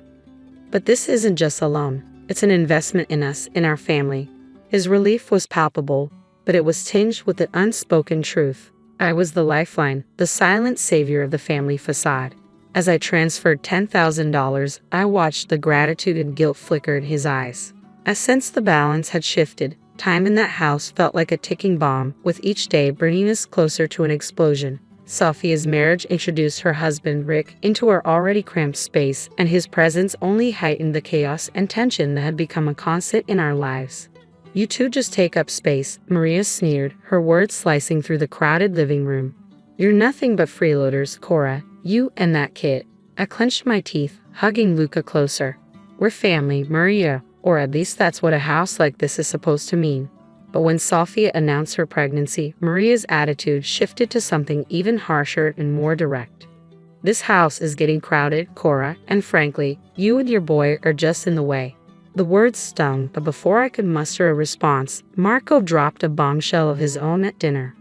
I have to go out of town for a few weeks. Restaurant business, he said, avoiding my gaze. A few weeks in this madhouse without the slightest buffer Marco provided felt like a sentence I couldn't bear. You're leaving now, with everything going on? I asked, my voice barely a whisper over the lump in my throat. He didn't meet my eyes. I have to, Cora. It's important. And just like that, he was gone. The door shut behind him, and the weight of his absence settled over the house like a thick fog. I tried to maintain a semblance of normalcy for Luca. We went for walks, did our workouts in the park, anything to escape the suffocating atmosphere of the house. But when we returned from kindergarten one day, the sight that greeted us froze me in my tracks. Our belongings, bags, suitcases, Luca's toys, were piled outside the front door like trash. "Mommy, what's happening?" Luca's small voice trembled with confusion and fear. I swallowed hard, fighting back tears as I approached the door. "Maria, Sofia, what is this? Why are things outside?" I demanded, my voice shaking with anger and disbelief. The response came cold and merciless from the other side of the door. "You heard me, Cora. The house is too crowded, and you two are just taking up space. It's time for you to leave and find somewhere else to call home." Maria's voice was like a knife, and Sofia's echoing laughter twisted it deeper. I stood there, my whole world collapsing around me. What should I tell Marco? What would I say to my son when he asked where his father, his home had gone? Their laughter was the only answer, a cruel reminder that we were expendable. An inconvenience easily discarded. With a heavy heart and a mind swirling with shock and betrayal, I gathered our belongings. Holding Luca's hand tightly, I stepped away from the house that was never a home. The pain was sharp, the betrayal bitter, but it was the clarity of the moment that struck me most. This was the end of one chapter, a chapter of struggle and pain, but it was also the beginning of something new, something ours. I rented an apartment, a small but safe haven for Luca and me. As I unpacked our lives, the reality of what had happened and what I had escaped began to sink in. I was alone, but for the first time in a long time, I felt a flicker of hope, a sense of freedom. Settling into the new apartment was a bittersweet experience. It was a sanctuary where the shadows of Maria's house couldn't reach us. I meticulously arranged our belongings, trying to make the space feel like home when my phone buzzed with a message that sent shockwaves through my world. It was from Sofia, her message laced with sickening glee. "You think you know Marco? Think again, Cora." Attached was a link, a portal to a truth I had never imagined. Trembling, I clicked it, my heart racing. I clicked the link, and my world fractured as the screen lit up with images that shattered my reality. There was Marco, not mired in restaurant troubles but tangled in the arms of another woman. Their intimacy was unmistakable, the photos standing in stark contrast to the lies he had spun for me. The most recent shots were dated just yesterday. The business trip, the stress, everything had been a cruel facade, and I was the unwitting financier of his double life. A numbing cold washed over me, the pain and betrayal intertwining into a fierce resolve. For years I had been the backbone, the silent supporter of a man who lived in shadows while his family treated me like dirt. A week of emotional turmoil was punctuated by incessant calls from Marco, whose voice had once been a source of comfort but was now a trigger for my contempt. "Cora, please, you need to come back. Mom and Sofia crossed the line, and the restaurant is in shambles. I need you. The bills are piling up." His pleas, once capable of tugging at my heartstrings, now ignited nothing but disdain. "So you only need me to pay your bills and your family's bills?" His voice cracked, desperation seeping through. "We're still a family, you, me, Luca. Isn't that worth fighting for?" A bitter laugh escaped me. "A family? Is that what you call this charade?" "No, Marco, we're far from a family. And as for your restaurant, your debts are yours to deal with." Silence fell heavily between us, almost tangible. I could feel the weight of his predicament pressing down on him. "But Cora, the money?" "Your problem, Marco. Your restaurant, your money. I'm done being your lifeline." I cut in, my voice unwavering. "However, we will discuss this tomorrow. I will come to your mother's house." I made my decision. I returned to that house, not as the broken woman they expected, but as the force they never saw coming. Armed with the truth and a plan that would turn their world upside down, I stepped into the lion's den. Marco's face lit up with a mix of hope and surprise, but Maria and Sofia's expressions were cold and calculating. They clearly weren't thrilled about my return. "Look who's back," Maria said, her tone dripping with disdain. "Missed us, have you?" I met her gaze without flinching. "Not at all, Maria. I'm here for something important." I handed Marco an envelope. His face drained of color as he recognized it for what it was: divorce papers. "Marco," I stated, relishing the taste of freedom, "our marriage ends here." Maria and Sofia's initial shock quickly morphed into smiles. "Finally getting rid of the dead weight, and Marco?" Sofia jeered, her laughter grating on my nerves. But their joy was premature. "Don't get too excited," I interjected sharply. "You might want to sit down for this. It's been me, not Marco, keeping this household afloat." The room fell silent, stunned. Marco's eyes darted between me and his family as the truth hung in the air. "It's true," he admitted, his voice barely audible. "The restaurant's been failing. Cora's been covering everything. She transferred $4,000 to me every month." Maria and Sofia turned on him, their faces twisted with anger and disbelief. "You lied to us. You let her pay our bills." Maria's voice was shrill. "What should we do now without her money?" "I'm going to file for alimony," Marco said, desperation clear in his tone. "I earn less, so it's only fair." His mother and sister delighted in this revelation, clapping their hands as if they were celebrating a victory. Their hollow applause echoed in the room, but I couldn't help but laugh at the absurdity. "You think that's going to work, Marco? You won't get a cent from me, especially not after I found out about your affair." The color drained from his face. "How did you?" he stammered, his bravado crumbling. I pointedly looked at Sofia. "Your sister was kind enough to send me all the proof I needed." What erupted next was chaos, accusations flying as betrayals were laid bare. Marco and Sofia shouted at each other, arms flailing amid the frenzy. But I remained calm, my next move crystal clear. "I'm taking back what's mine," I declared, my voice cutting through the noise. "Every appliance, every piece of furniture I paid for. You're left with what you've earned, which is nothing." And that's exactly what I did. I stripped the house of every trace of my financial support, leaving them to face the consequences of their actions. Their pleas for mercy and forgiveness fell on deaf ears as I blocked their numbers, severing the last ties to a life of deceit and disrespect. The fallout was swift. Marco's restaurant crumbled under the weight of debt. The house was lost, and Sofia's husband walked away from the wreckage of their family. They were left with nothing but each other and the mistakes they had made crammed into a rented apartment. As for Luca and me, we flourished in our new life. Our days were filled with love, laughter, and the peace we had fought so hard to find.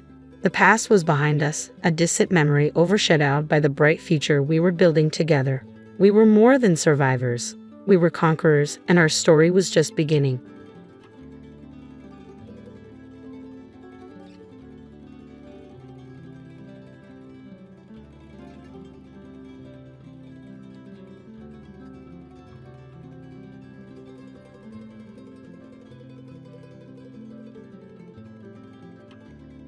Hey there, I'm Sheila, and I guess you could say I'm living the suburban dream.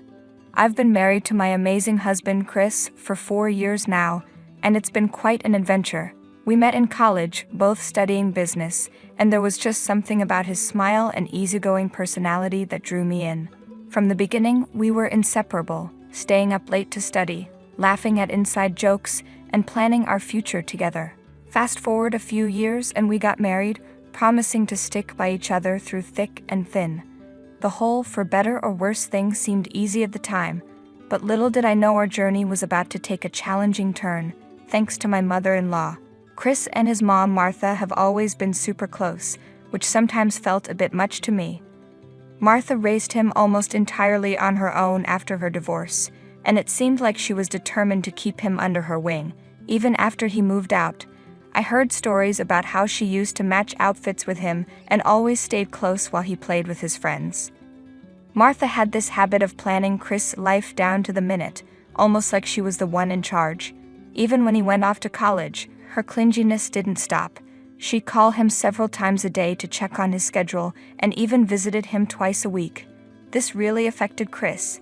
He's a great guy, but you could tell he felt the pressure of meeting her expectations. When Chris introduced me to Martha for the first time at dinner, I could feel her sizing me up, analyzing every detail. "Sheila, it's so lovely to finally meet you. Chris talks about you all the time," she said. "Thank you, Martha, it's great to meet you too," I replied. "Oh, I'm sure it is. Chris has a way of surprising us with his choices," she added, with a hint of something I couldn't quite place. Then she asked what I do for a living, and when I told her I work in marketing, she wasn't all that interested. Instead, she started talking about Chris' ex-girlfriends, like Lily, an artsy girl who was always lost in her own world, and another girl who was a musical talent, but too free-spirited for Martha's taste. "Mom, you're embarrassing me," Chris said, trying to change the subject. "No matter who comes into Chris' life, I'll always be the first woman he loves," Martha said with a smile. From the start, it felt like everything I said or did was being compared to what Martha thought was best. If I mentioned a movie I liked, she'd say Chris didn't enjoy that genre. If I talked about a place I wanted to visit, She'd point out that Chris had already been there with her. It felt like she was trying to prove she knew Chris better than anyone, and I was just trying to keep up. Things got even crazier when Martha's kitchen caught fire, turning her house into a mess. She needed a place to stay while it was being fixed, so of course she moved in with us. And the day she arrived, she handed me a 14-page rulebook. Yes, you heard that right, a rulebook. I'm really sorry about the fire at your place. That must have been tough. You're welcome to stay here as long as you need. Let me grab those bags for you. Martha. Thanks, Sheila. The fire was a nightmare and really shook things up. But before we all get settled, there's something I want to give you. Sheila. Oh, all right. What is it? Martha. It's my little creation. A guide to keeping peace around the house. Sheila. A guide? Okay, that's interesting. Martha. You got it. It's just my way of keeping things on track while I'm staying here. Sheila. What's with all these rules? We don't need a rule book to function as adults, do we? Martha. Oh, Sheila, I get it. But having a few ground rules can prevent unnecessary drama, you know? And breaking them might have some consequences. Sheila. Consequences. Are we running a boot camp here? Martha. Stop complaining. Now let's tackle those bags, and I'm curious to see where you've set me up. After I showed Martha her room and returned to mine, I couldn't resist flipping through her rulebook. Each page was filled with bizarre instructions like vacuuming the living room precisely at 8:30 a.m., serving dinner at 6:45 p.m., and my personal favorite, washing the bathroom tiles with lemon-scented cleaner every other day. I was shocked. What kind of controlling behavior was this? When Chris got back from work, I showed him the rulebook. Before bed, we both started laughing at how ridiculous it was. It felt like we'd stepped into another world where everything was super organized. Chris. Okay, this one takes the cake. Arrange the spice jars in alphabetical order. I guess our spices are getting a degree in linguistics. Sheila. And don't forget Gourmet Tuesdays, where I apparently have to whip up a 5-course meal from scratch. That's one way to turn our kitchen into a Michelin-star restaurant. Chris. You know, honey, my mom means well, but she needs to realize that I'm grown up now. This is our house, not hers. We have our own way of doing things. Sheila. You're right. So promise me you won't take this rule book too seriously. It's just her way of showing she cares, even if it's a bit eccentric. Chris. Deal. No alphabetized spices or gourmet extravaganzas in our future, I promise. The next morning, I woke up to find Chris already dressed and ready for work. He kissed me goodbye, and I noticed Martha's rulebook still sitting on my bedside table. It was around 8:00 a.m., and according to the book, I was supposed to vacuum the living room by 8:30 a.m. Yeah, right. I took a shower, got dressed, grabbed a granola bar, and left for work before Martha could catch me. When I walked in after a tough day at the office, hoping to relax on the couch, I was met with chaos. Chris and Martha were in the middle of a heated argument in the living room. Martha was clearly upset. Martha. Chris, I'm really struggling to understand why Sheila can't seem to respect the rules I've set in this house. Did you notice she just left for work this morning without doing any of the chores? Chris. Mom, we've talked about this. The house is turning into chaos, and it's all about maintaining order, right? But I've grown out of those rules. Martha, rules are how I raised you, and they're still important. You think you know him better, Sheila? Because I distinctly remember him asking for pancakes every Sunday morning when he was a kid. Sheila. Martha, seriously? Who do you think you are? This is our house. Martha. This is my son's house, and it belongs to me as much as it belongs to you. Sheila. Excuse me, Chris? Chris. Mom. I need to come clean. This is Sheila's house. She owns it. Martha. What? How is that possible? Sheila. Martha. When Chris and I got married, my parents gifted me this house as a first anniversary present. It's under my name. Martha. Chris, you never told me that. Chris. I didn't want to complicate things, Mom. I let you believe the house was mine, and I'm really sorry, Mom. After Chris stormed off dramatically, I was left standing there, completely dumbfounded by what he just revealed. My mind was racing, trying to understand why he'd lie about something as big as our house. Chris had never lied to me before. He'd always been the sweetest, most genuine guy. I took a deep breath and headed to our bedroom, gently pushing the door open. There he was, Chris, looking like he was drowning in guilt. Sheila, hey, can we talk? Chris, yeah, I guess we should. Look, I'm not mad or anything. I just can't wrap my head around why you'd lie about the house, of all things. We've always been open and honest with each other. Chris, I know, honey. That's what's been eating me up. I should have just told you the truth from the start. Sheila. Okay, so what's the deal? Chris. It's my mom. She's always been on my case. Ever since I was a kid, she's had these expectations about who I should be and what I should achieve. It's like she wanted this perfect version of me. Sheila. And you thought lying about the house would… what? Impress her? Chris. No, not impress. More like avoid disappointing her. She's always been proud of being in control of things. I thought if she found out that you're the one who actually owns the house, it would shake things up. She'd be disappointed in me for not being the son she wants me to be. Sheila. Chris, you're your own person. You've always been kind, hardworking, and true to yourself. You're the man I fell in love with. Why does she get to define your worth? Hearing Chris's backstory with his toxic mother really hit me hard. Growing up with that kind of negativity had made him feel like he had to lie to his own mom. The whole situation was so unfair. Chris, the most laid-back and caring guy I knew, was carrying around this heavy baggage from his messed-up family. He deserved better. A childhood that didn't leave him feeling like he had to lie or prove himself. What really got to me was how toxic Martha could be. It made sense why she had no friends and had nowhere to go when her kitchen burned down. I was angry that she had this hold over Chris, making him feel like he had to lie to keep the peace. Her toxic presence was poisoning everything in our lives. The next day was seriously weird. I was getting ready for work, fully prepared for Martha to come at me with her usual chore checklist or some sarcastic comment. But to my surprise, she was completely silent. I left for work feeling a mix of relief and suspicion, wondering if this was the calm before the storm. When I came home after a long day, hoping to relax, I walked into a complete mess. The furniture was moved around, and the vases and plant pots from my beloved indoor garden were nowhere to be seen. Sheila, Martha, what have you done? Martha. Oh, Sheila, I just thought the room needed a bit of a change. Sheila, change? Martha, this is our home. You can't just come in and rearrange everything without even asking. Martha. Well, I thought it would be better this way, and those plants were taking up too much space. Sheila. You know what, Martha? I'm just tired. Tired of your constant need to control everything. I invited you into my home, gave you a space here, and what do? You find new ways to make my life miserable. Martha. Oh please, Sheila, spare me the drama. You're overreacting. They were just plants. When I stepped into my bedroom, I was shocked. My bed was against a new wall. The photo frames on the dresser were cramped, and my desk was in a spot that made no sense. I couldn't believe Martha thought she had the right to rearrange everything. I stormed into Martha's room, my frustration reaching a boiling point. Enough was enough. Sheila, Martha, seriously, what were you thinking? You had no right to go into my bedroom and rearrange things without asking.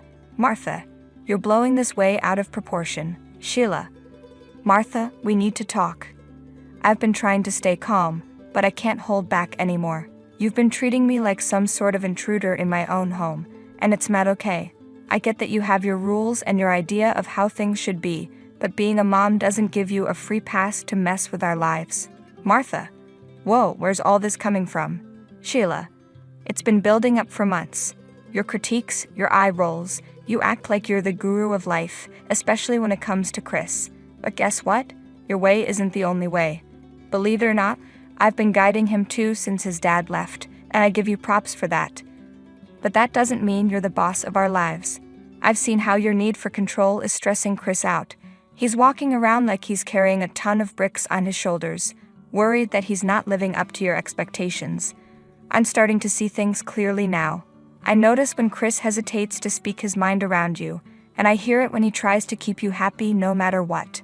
Chris is a grown man, and I'm not letting you control him anymore. You've just brought trouble on yourself, Sheila, by questioning me as a parent. You'll see soon. After that showdown with Martha, I was emotionally drained and completely exhausted. I told Chris everything that happened later that night, and I found comfort in his arms. He was like my shield against the emotional storm. He apologized to me and told me that his mom wasn't going to stay with us permanently and that she would be gone soon. Chris' "she'll be gone soon" comment started to make sense, so I didn't let it bother me much. But the next morning, while I was getting ready for work, Martha came up to me out of nowhere and apologized. She said she tried to relax and not interfere. Surprisingly, she stuck to it. Things were going pretty smoothly for a while. Martha seemed determined to be helpful, pitching in with chores and being all nice and cooperative. She even made dinner for Chris and me, and we actually sat down like a normal family to eat. It felt weird, but honestly, it was kind of nice. For a moment, Chris and I started thinking maybe she was turning a corner. But then, in about a week, everything took an unexpected turn. I came home one day after work, and Martha greeted me, asked how my day was, and handed me some homemade protein bars. It seemed like a nice gesture, so I took one and had a bite. I ended up eating the whole thing, but soon after I felt a weird lump in my throat, and my skin broke out in rashes. Panic set in. Did Martha put peanuts in these? I called out for her. "You know I'm allergic to peanuts. What did you put in those bars, Martha?" "Oh my gosh, Sheila, I forgot about your allergy. I didn't mean to, I swear. Seriously, Martha. I could die." I rushed to my room to get my EpiPen, and Martha followed me. "Where did I put that EpiPen?" "I need it now." "Looking for something, Sheila?" "My EpiPen. You rearranged this room. Where did you put it?" "This isn't a game, Martha. My EpiPen is a matter of life and death." "Well, we'll just have to find it, won't we?" I could feel my body shutting down, like I was running on empty. My vision got blurry, and a sense of doom settled in. I knew things were seriously messed up. As I was trying not to black out, I heard Chris's voice cutting through the haze.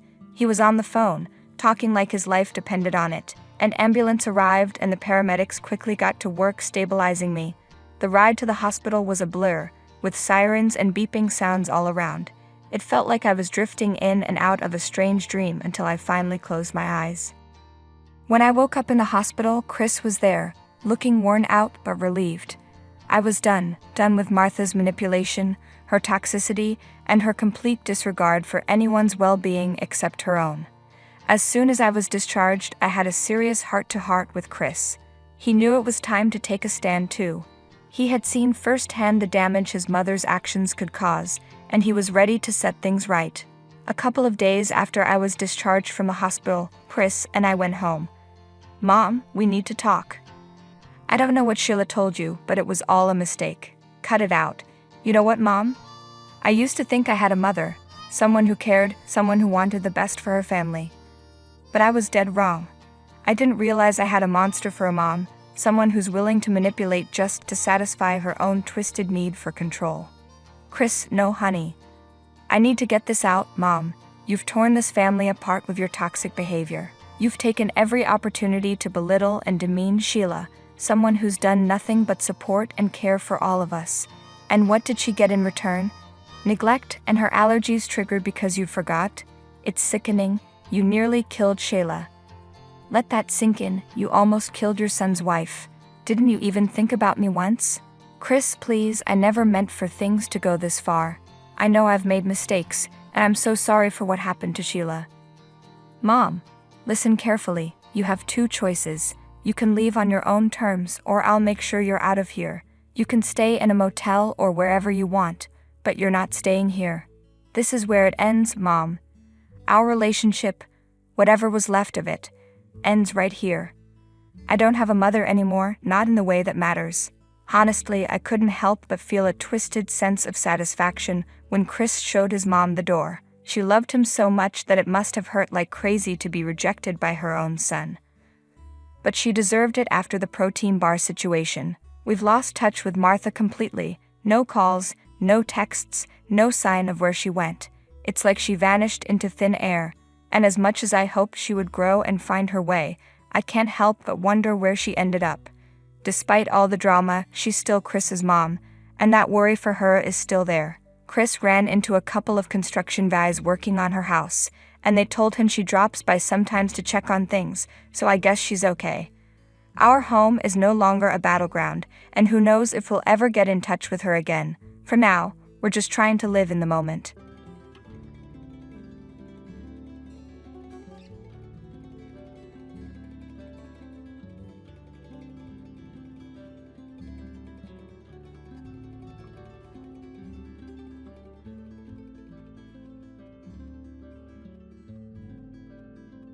Greetings, everyone. I'm Skyla, and it was my sister-in-law, Julia, who encouraged me to share my story. Julia and I share a strong bond, having worked together before I met my now husband Noah through her. I am truly grateful to Julia for introducing us, and Noah and I have built a wonderful life together. While Julia and Noah are fantastic people, Noah's mother Susan is a different story. Upon our introduction, Susan openly expressed her dislike for me, creating tension in our relationship. Despite Noah's efforts to change his mother's opinion, Susan remained hostile. Over time, I realized the extent of her problematic behavior, especially during our wedding, where she falsely accused me of ruining her dress. Noah and I frequently clashed over his mother, but Susan's presence persisted. Being a single mom, Susan held onto Noah tightly, making it difficult for him to cut ties. The turning point occurred on our first anniversary when Julia warned me about Susan's plan to humiliate me. Susan, determined to tarnish my image, intended to frame me for stealing her heirloom necklace. Despite my attempts to intervene, Susan remained steadfast in her malicious intentions. This revelation added another layer of stress to our already strained relationship, as I navigated the challenges of preserving my marriage while dealing with Susan's disruptive presence. As our first anniversary approached, I faced the dilemma of inviting Susan or protecting my peace of mind. Despite Noah's desire to include his mother, the looming threat of Susan's schemes cast a shadow over what should have been a joyous occasion with close friends and family. I had hoped for a joyful celebration with everyone, but Susan's presence cast a shadow over the occasion. Despite learning about her plans from Julia, I hesitated to inform Noah. I believed he needed to confront the reality of his mother's actions and sever ties with her. Vigilant, I kept a watchful eye on Susan, but never caught her in the act. As the day of the anniversary party arrived, Julia and I remained unable to intercept Susan. However, the situation took a turn when Susan approached me with a menacing threat. During the party, as I was refilling my drink, she cornered me and accused me of orchestrating a scheme to take Noah away from her. Confused by her baseless claims, I questioned her connection between my marriage anniversary and her perceived competition. Undeterred, Susan insisted that I was responsible for Noah distancing himself from her. Her ominous warning hinted at the impending drama she had planned. Julia stayed close, recognizing the potential for Susan's disruptive behavior. As the party continued, Susan excused herself to put on her jewelry, only to return in distress, claiming her necklace and earrings were missing. Julia and I exchanged knowing glances, realizing that Susan had orchestrated a scheme to frame me. Despite Susan's theatrical display of distress, we maintained our composure, silently observing her attempts to convince the guests that I had stolen her jewelry. As people questioned her about the missing items, Susan tearfully responded, but suddenly feigned realization and exclaimed, "Wait a minute now. I understand that my jewelry has been stolen. I have a strong suspicion about who might have taken it." "Mom, what are you talking about? I'm sure you have misplaced it, and it's lying somewhere here. We don't have many visitors, so how could it get stolen?" "Noah, you don't understand. No one broke into the house or came from outside to steal my precious jewelry. It is your greedy wife who took it."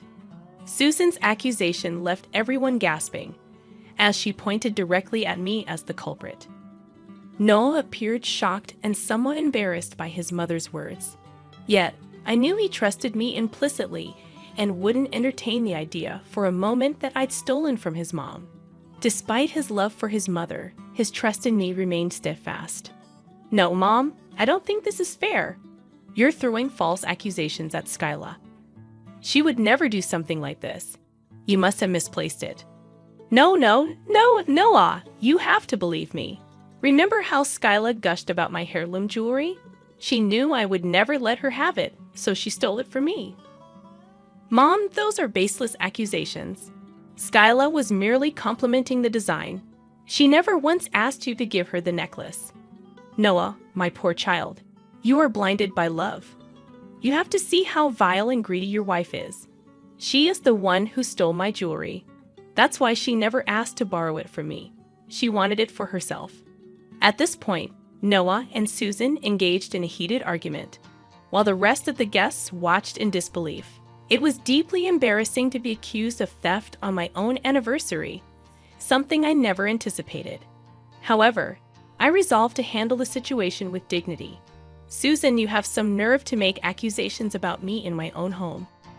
You think I'm a lowly thief who would go after your jewelry? You are dead wrong. I am above that. Don't try to act all innocent and angelic, Skyla. I know for a fact that you took my jewelry last night. I saw you going into my room and coming out with the bag. I didn't think anything of it since it's your house, but now it all makes sense. You were stealing my jewelry.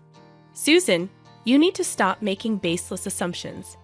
You have no right to ruin my reputation without any evidence. Who knows what you did with your jewelry? Don't blame it on me. Okay then, if I'm lying, why don't we go and check your room? I am 100% positive that I will find my jewelry there. We have plenty of witnesses as well. Noah, you cannot just invade our privacy like that. It's rude and disrespectful. Leave it be. At this point, I don't care, Noah. Your mom has taken it too far. If we don't allow it, everyone here will always doubt that I am a thief. It's a big allegation, Noah. Noah looked torn between his loyalty to his mother and his trust in me. While he understood his mother's frustration, he also recognized the severity of her accusations without evidence. It was clear that I needed to do everything possible to clear my name. So Noah relented and told his mom to go check our room. As we all went, people started looking around, including Susan, the woman who had stirred up this unnecessary drama. She went straight to my closet, pulled out the jewelry box, and exclaimed, "Look, Noah, I found my jewelry. It was in your wife's closet." I was right. She freaking stole my stuff because she is greedy and jealous. No, this is impossible.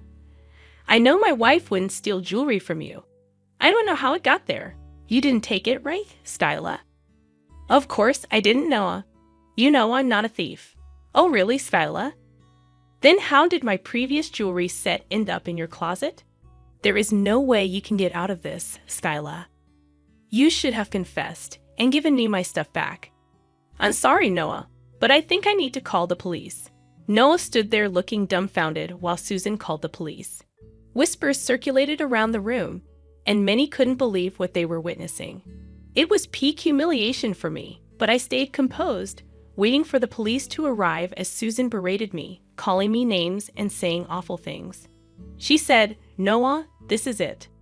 I know you didn't believe me when I said that Skyla is a gold digger. I'm sure now you know that I was right. You need to get smart and divorce her. No one wants a thief in the family. She will get arrested by the cops now anyway." Mom, I don't think it was wise of you to call the cops. You may not like what happens next. What do you mean, Julia? I wasn't going to let Skyla get away with theft. People who commit crimes should be punished. There should be no room for mercy, or else they will get worse. I think Julia is right, Susan. You shouldn't have called the cops. This will only turn worse for you. But since you already called the cops, there's no going back. How will this turn worse for me when you are the one committing a crime? I would love to see that smug smile off your face. At that point, I started to laugh. Julian was smirking and shaking her head. Everyone looked at me like I was crazy, supposedly getting arrested, but I was laughing anyway. After calming down, I said, "Susan, I must say you had a brilliant plan in mind. It's truly remarkable how you carefully planned to trap me and make me look like a thief." "What do you mean? You are a thief since you stole my stuff." "Oh God, Mom, have some shame. You are really crossing all limits. We know that Skyla didn't steal your jewelry. It's all a trap you set to make her look guilty." Julia shocked everyone with that declaration. Susan looked a little nervous, but she wasn't giving up her plan. She acted innocent and clueless, saying, "What are you talking about? I didn't do anything. Julia is the thief. Quit the act." "Susan, you thought that you could plan to trap me and I wouldn't know. Julia told me everything. She told me you were going to accuse me of theft and trap me. I had known it before the party. How dare you say that? You are influencing my poor child and making her say things you have no proof of your claims, Mom." "We didn't have proof that you told me about your plan, but we do have a better way to prove what you did." "That's right. Now, to protect my reputation, I will tell you what proof I have. You called the cops, so I would have had to reveal this anyway." "What do you mean, Skyla? What proof are you talking about? Did you forget that we have cameras in the house?" Guys, the look on Susan's face was priceless. She turned as white as a ghost and started to shake a little. She had totally forgotten this fact. Maybe she assumed we only had cameras in the front yard. She may not have thought that the inside of my house also had cameras. Noah also suddenly remembered this, and he said, "That's right. Even I forgot about the cameras. We have cameras in the hallway with a clear view of every room from outside. We can check that for the true story." "Why would we do that, Noah? I'm your mom, and I'm telling you that Skyla stole from me. We don't have to prove my words. Why are you going back now?" "Mom, I thought you wanted to get to the bottom of this. I don't believe for a second that my wife is a thief. Even if you don't want to see the proof, I do. I need to see with my own eyes that she stole from you. Otherwise, I wouldn't believe it."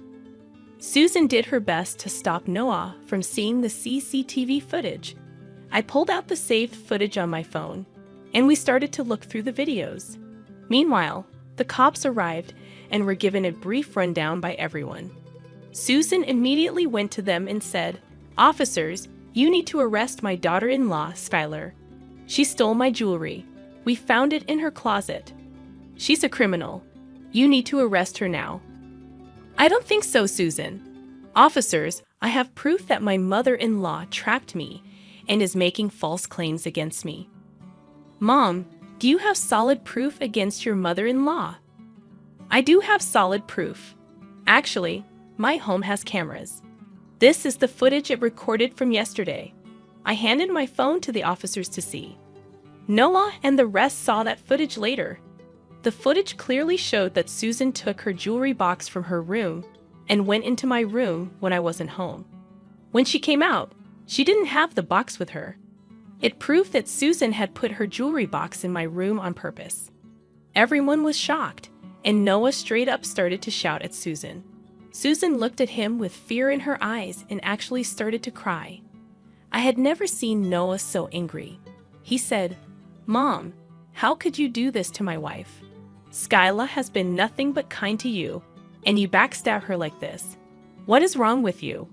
"Noah, please let me explain." "No, just no. I don't want to hear anything from you, Mom. I'm done. I am so done with you. You tried to destroy my wife's life and reputation on our anniversary. I will never forgive that. I seriously cannot believe how low you stooped, Mom. God, I'm ashamed of having a mom like you. I don't think I want any contact with you from now on." "Julia, you are absolutely right in your decision. In fact, I have the same thing in mind. Mom, we are done.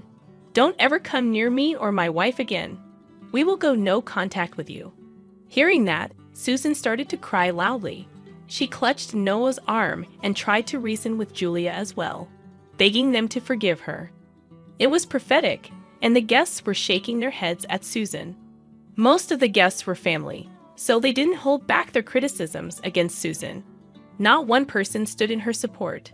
Finally, the cops told me, "Mom, do you know that you can file a report against your mother-in-law for these false accusations?" "Yes, I do know that, officer. Thanks for reminding me, though. So, would you like to go ahead and press charges?" "I would suggest you do that. We will arrest her now and get her out of your way. I see you have a party to host." "Yes, officers, I would like to press charges. Please arrest her and accept my apology for this drama.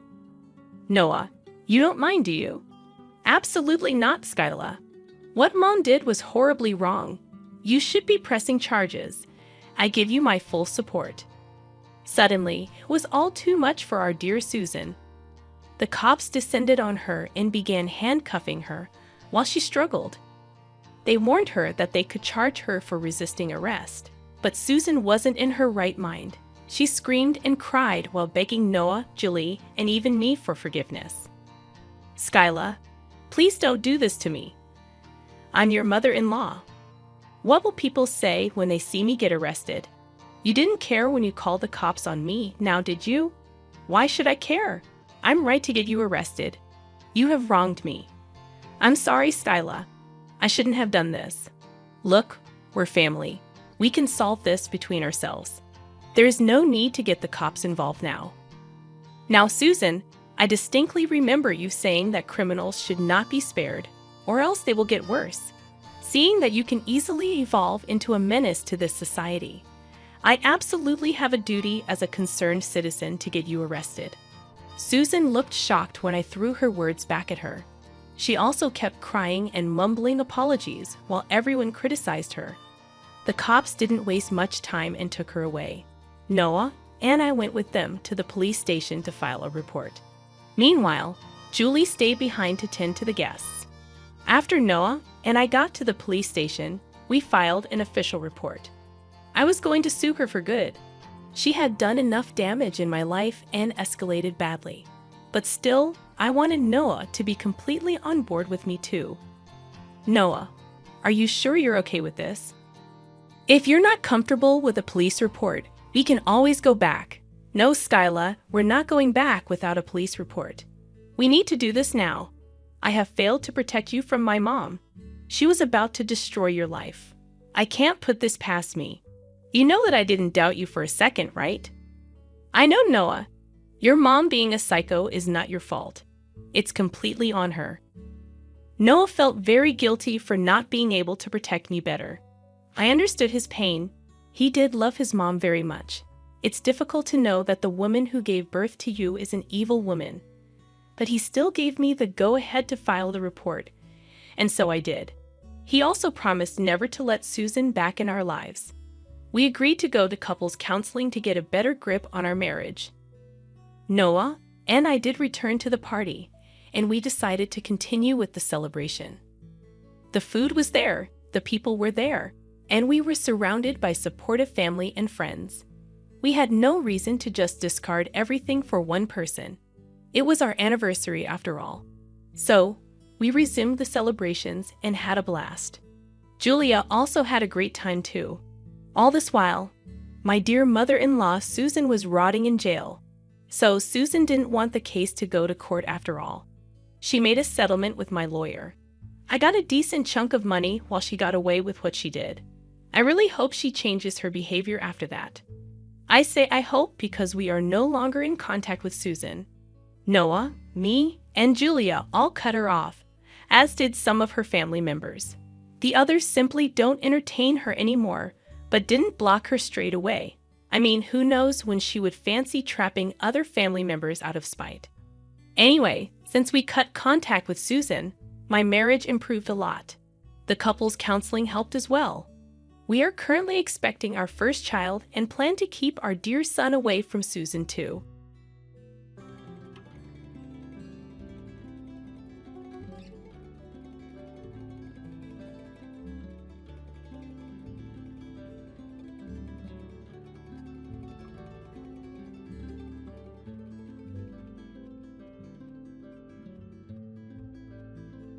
I apologize for any inconvenience, but I'm not feeling well today.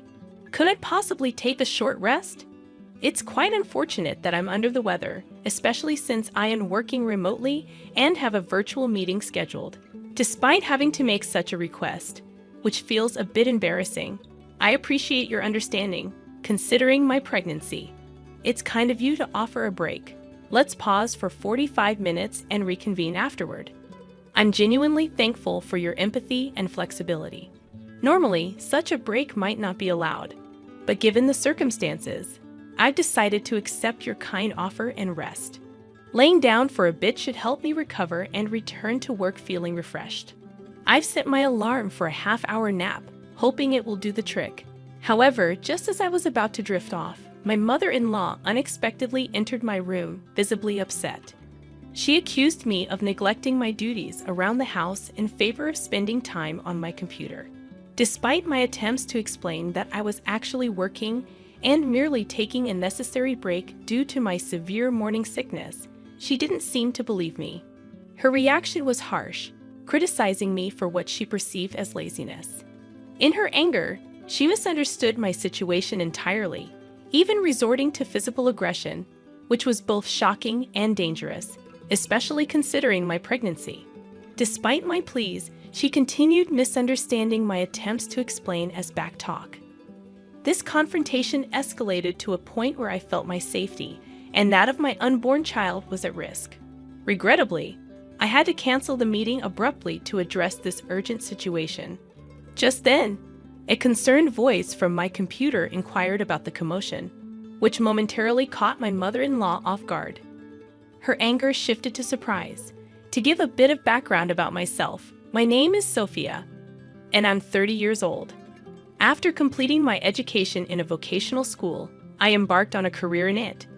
Despite my qualifications, I found the job challenging and often doubted my abilities, feeling overwhelmed and considering leaving my position. However, around 4 years into my role, just as I was about to discuss my resignation due to the toll it was taking on me both physically and mentally, my boss proposed a different path. He recognized my contributions and offered me the opportunity to lead a new project, acknowledging my hard work and potential. This was a pivotal moment in my career. Feeling uncertain, I shared my doubts with my boss, confessing that taking on a new project seemed daunting, especially since I was on the verge of resigning. I couldn't imagine anyone entrusting me with such a significant responsibility given my hesitations. To my surprise, my boss reassured me, stating that it's natural not to be able to tackle everything solo and that teamwork was the key to success. He mentioned he had already found a collaborator for me and excused himself to fetch my new partner. The wait filled me with curiosity and a bit of anxiety about who my boss would bring. About 22 minutes later, he returned, introducing me to Jerry, my project partner. Jerry greeted me with a friendly smile, and I was immediately struck by his warm presence and good looks.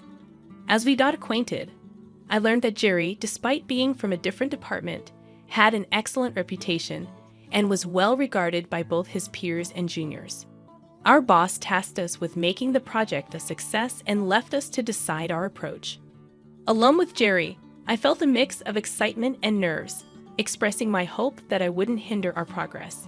Jerry, ever the optimist, assured me we'd support each other and succeed together. Working with Jerry was a breath of fresh air. He excelled in interactions with clients, handling sales and presentations, while I focused on the technical aspects, developing systems as needed. Our collaboration not only pushed the project forward, but also brought us closer personally. We began spending time together outside of work, enjoying each other's company in a more relaxed setting, which naturally evolved into a romantic relationship 2 months later. We successfully completed the project, earning acclaim within the company, which reinforced my belief in my professional abilities and the value of perseverance. 2 years into our relationship, Jerry proposed, expressing his desire for my support in all aspects of life. Despite my limited experience in relationships, I was touched by his commitment, and feeling more content than ever, I happily accepted his proposal. Eager to share our happiness, we visited Jerry's family home to introduce ourselves. Upon arrival, Jerry's father welcomed us warmly, complimenting my appearance and inviting us in with open arms. His kindness made me optimistic about meeting my mother-in-law, hoping she would be just as welcoming. As we made our way to the living room, I couldn't help but feel a mix of excitement and nerves about the new chapter in my life. Upon meeting my mother-in-law for the first time, I introduced myself with enthusiasm and respect, hoping for a warm reception. However, she seemed to dismiss my presence, focusing on the television instead of acknowledging me. It was Jerry who pointed out my attempt to greet her, prompting her to finally acknowledge us, albeit with a clear preference for her son over me. Jerry suggested overlooking his mother's cold reception and invited me to join them on the sofa, aiming to ease into a more formal introduction and discussion about our relationship. When the topic of our marriage came to light, his mother's reaction was far from supportive. She openly expressed her disapproval of me as Jerry's partner, attributing her stance to our differing backgrounds and implying that our values would be incompatible due to our disparate financial upbringings. Her words were a blunt dismissal of the possibility of our union, suggesting that my humble beginnings and Jerry's affluent lifestyle would prevent me from fitting into their family. Despite the shock and hurt her judgment caused, I struggled to formulate a response, feeling overwhelmed by the situation.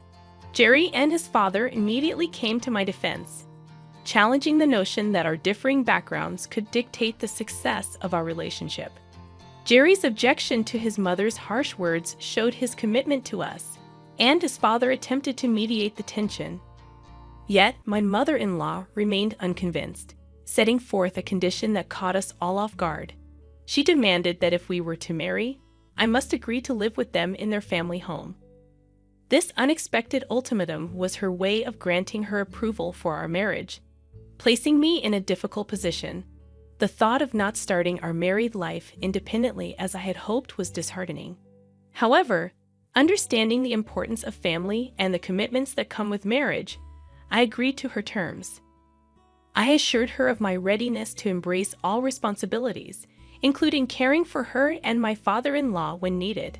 My declaration surprised everyone, especially Jerry and his father, who likely did not anticipate my willingness to comply with such a significant request. I made it clear that my commitment to Jerry extended beyond our immediate happiness to include the well-being of his family. With a heavy heart yet determined resolve, I asked for her approval once more, hoping this gesture would bridge the gap between us and allow us to move forward as a family. Agreeing to my mother-in-law's condition, I found myself securing her approval for our marriage. She asked me to look after them, which I promised to do, marking the end of our initial tense introduction.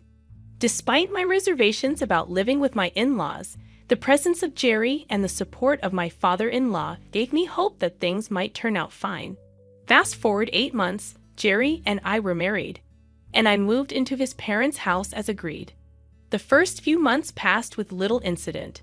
My mother-in-law remained mostly silent, perhaps taking the time to observe my integration into their household.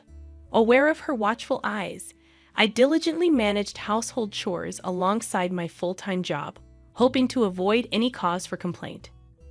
One morning, as I was about to leave for work, my mother-in-law stopped me, indicating she wanted to have a discussion. Anticipating a lengthy conversation, I braced myself for what lay ahead. I promptly informed my boss that I would be late as my mother-in-law chose to discuss my pregnancy, a topic not surprising given Jerry and I had been planning for our family's future.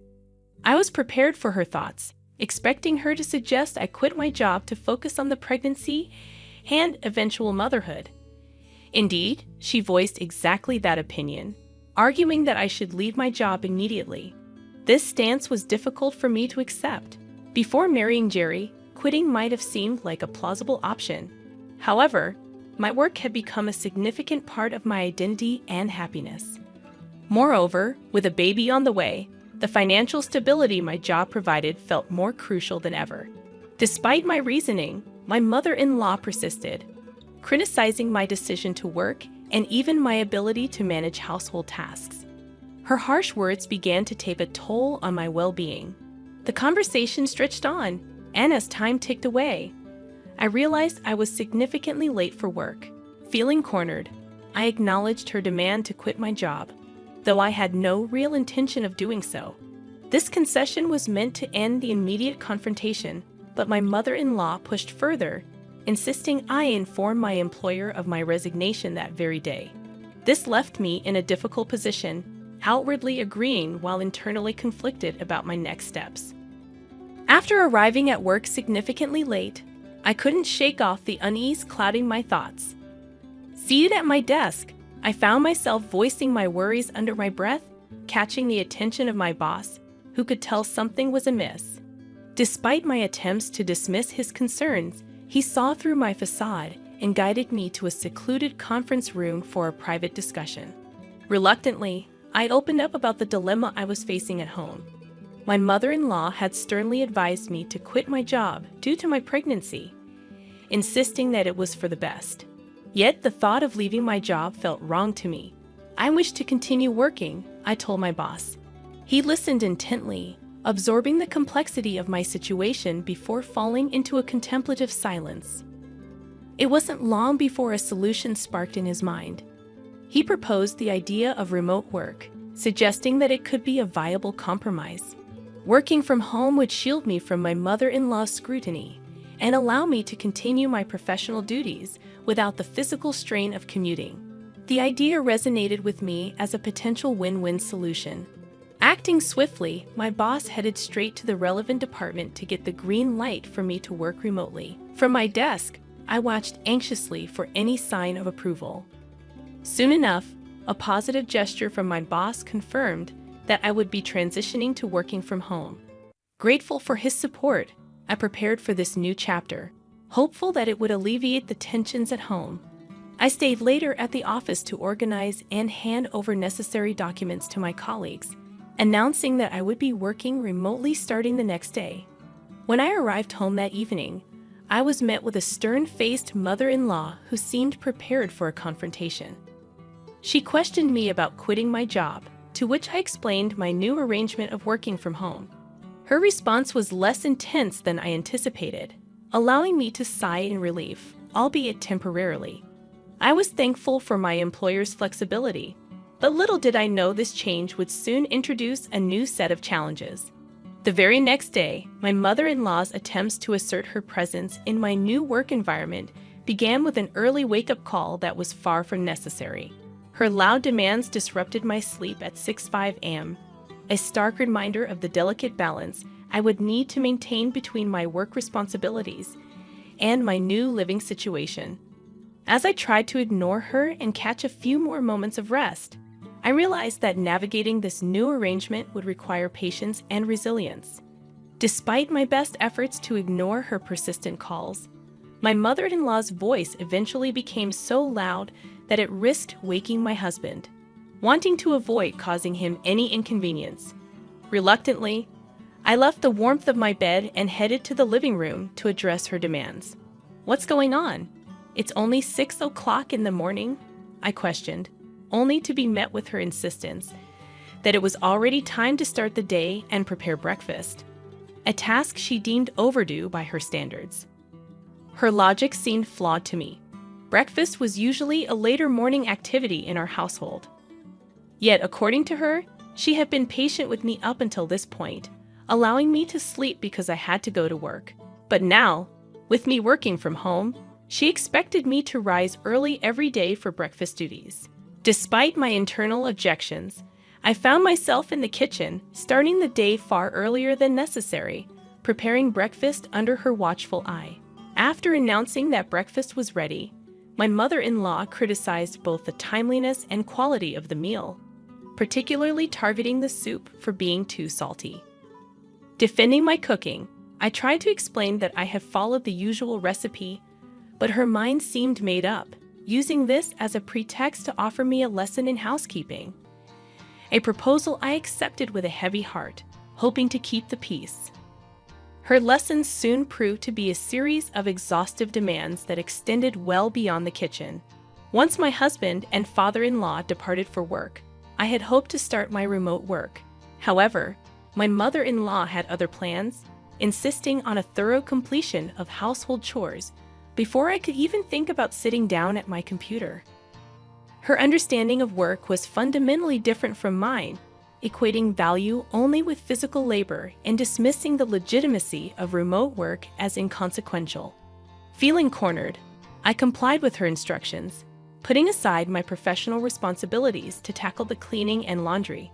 Despite her continuous dissatisfaction with my efforts, She demanded a level of cleanliness that she herself did not adhere to, critiquing my use of the vacuum and insisting on more traditional methods of cleaning, which consumed even more of my time.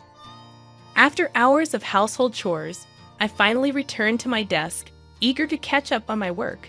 Yet the reprieve was short-lived. My mother-in-law's voice soon echoed once again, summoning me from my work with an urgency that left me wondering what possible task awaited me this time. The cycle of interruptions made it clear that balancing my remote work with her expectations was going to be an ongoing challenge, requiring patience, tact, and perhaps a new strategy. My attempts to balance work with my mother-in-law's demands reached a boiling point when she interrupted me once again, asking for tea while I was deeply engrossed in my work. Frustrated and unable to contain my feelings any longer, I asked if she could possibly make it herself. Given that I was in the middle of something important, this honest expression of my boundaries was met with an exaggeratedly negative response from her, accusing me of being disrespectful and lazy, mistaking my work on the computer for leisure. The situation escalated quickly when, in a burst of anger, she physically grabbed my shirt. Although she didn't go as far as to hit me, the threat of violence hung heavily in the air. I managed to defuse the situation with an apology, but this incident marked a turning point. From then on, my mother-in-law seemed to assert her dominance more aggressively, summoning me for increasingly petty tasks and treating me more like a servant than a family member. Despite pleading with my husband and father-in-law to intervene, their presence did little to curb her behavior, as she cleverly concealed her true nature around them. Months of enduring this treatment left me both physically and emotionally drained. However, a particularly distressing incident occurred on a day when I had diligently completed all my chores early in anticipation of an important online meeting, just as the meeting was about to start. Feeling suddenly unwell, I had to request a short break during the meeting, which was kindly granted by the meeting leader.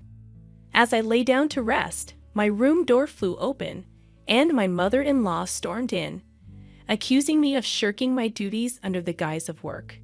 Despite my attempts to explain that I was genuinely unwell and had already completed the household tasks, she launched into a tirade, questioning the legitimacy of my work and accusing me of lying. Her anger escalated to a shocking act of violence as she began to physically assault me, endangering not just my well-being but also that of my unborn child. In a desperate attempt to protect myself and my baby, I had no choice but to cancel the meeting and seek safety. In this moment of crisis, a voice from my computer offered a brief distraction, but it did little to deter my mother-in-law's fury. Her actions, driven by misunderstanding and a refusal to acknowledge the legitimacy of my work and health needs, underscored the severity of the situation, leaving me in a position where I had to reevaluate my living situation and seek a resolution to ensure the safety and well-being of both myself and my child. In a dramatic turn of events, my confrontation with my mother-in-law reached its climax when, after enduring months of mistreatment, an unexpected ally emerged. As I lay on the bed feeling vulnerable and wronged, my plea for help was unexpectedly broadcasted through the open meeting screen, capturing the attention of my father-in-law, who witnessed the entire ordeal. Reacting swiftly to what he had seen, my father-in-law rushed home, determined to put an end to the abuse. The room was charged with tension as he confronted my mother-in-law, demanding an explanation for her actions. His presence was formidable, echoing the authority he wielded in his professional life. Yet it was clear that his outrage stemmed from a place of protective concern for both me and the unborn child. My mother-in-law, caught off guard and unable to justify her behavior, attempted to defend herself.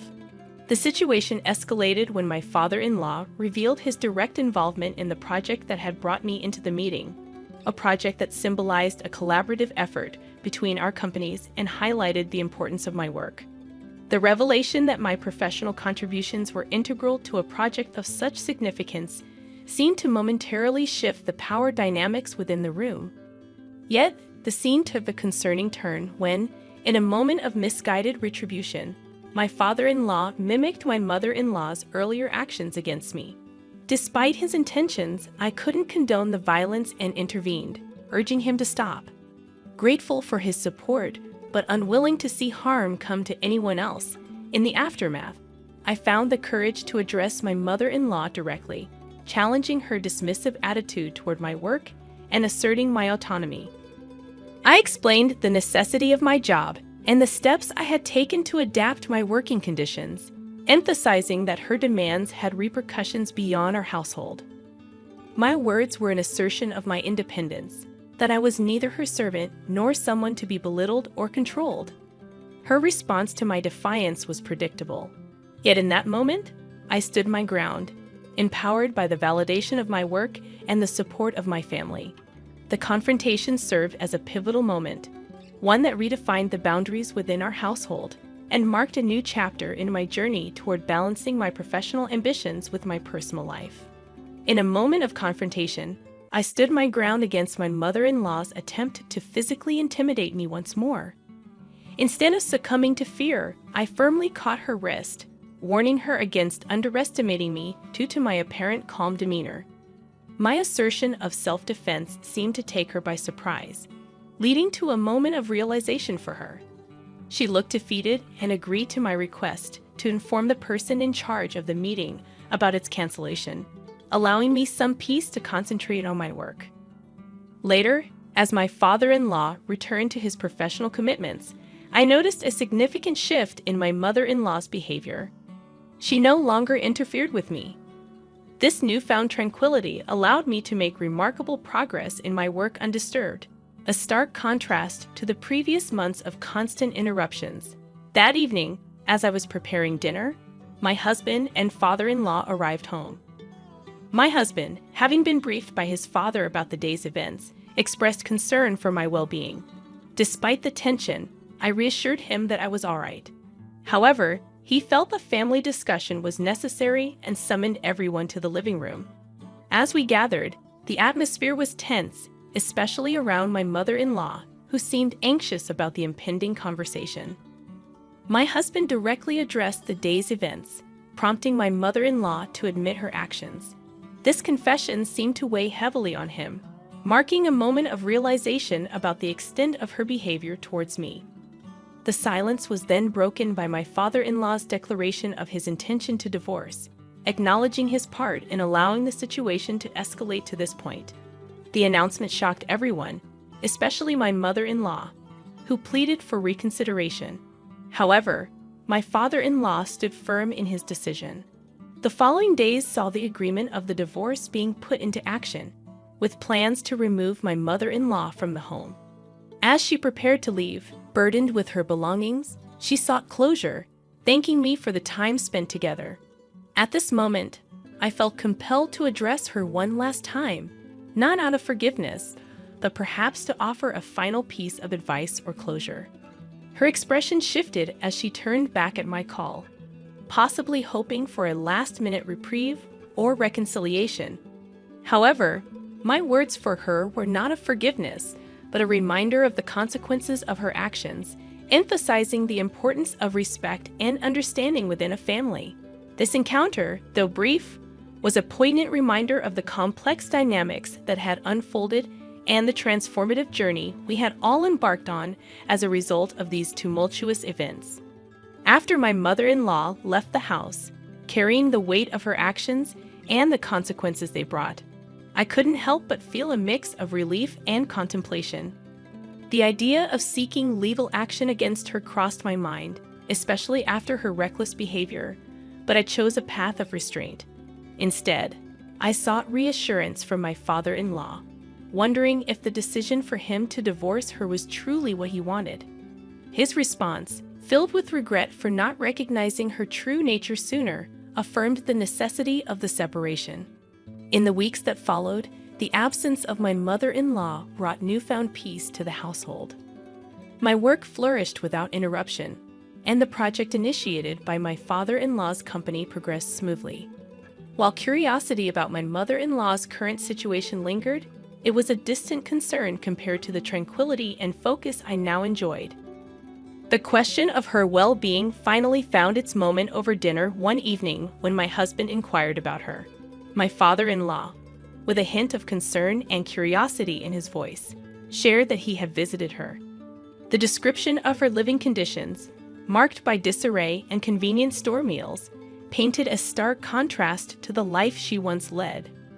Her current employment at a supermarket, supplemented by a pension, suggested a significant adjustment from her previous lifestyle. This revelation brought mixed emotions. While there was a part of me that felt vindicated, another part couldn't help but reflect on the drastic changes she had undergone.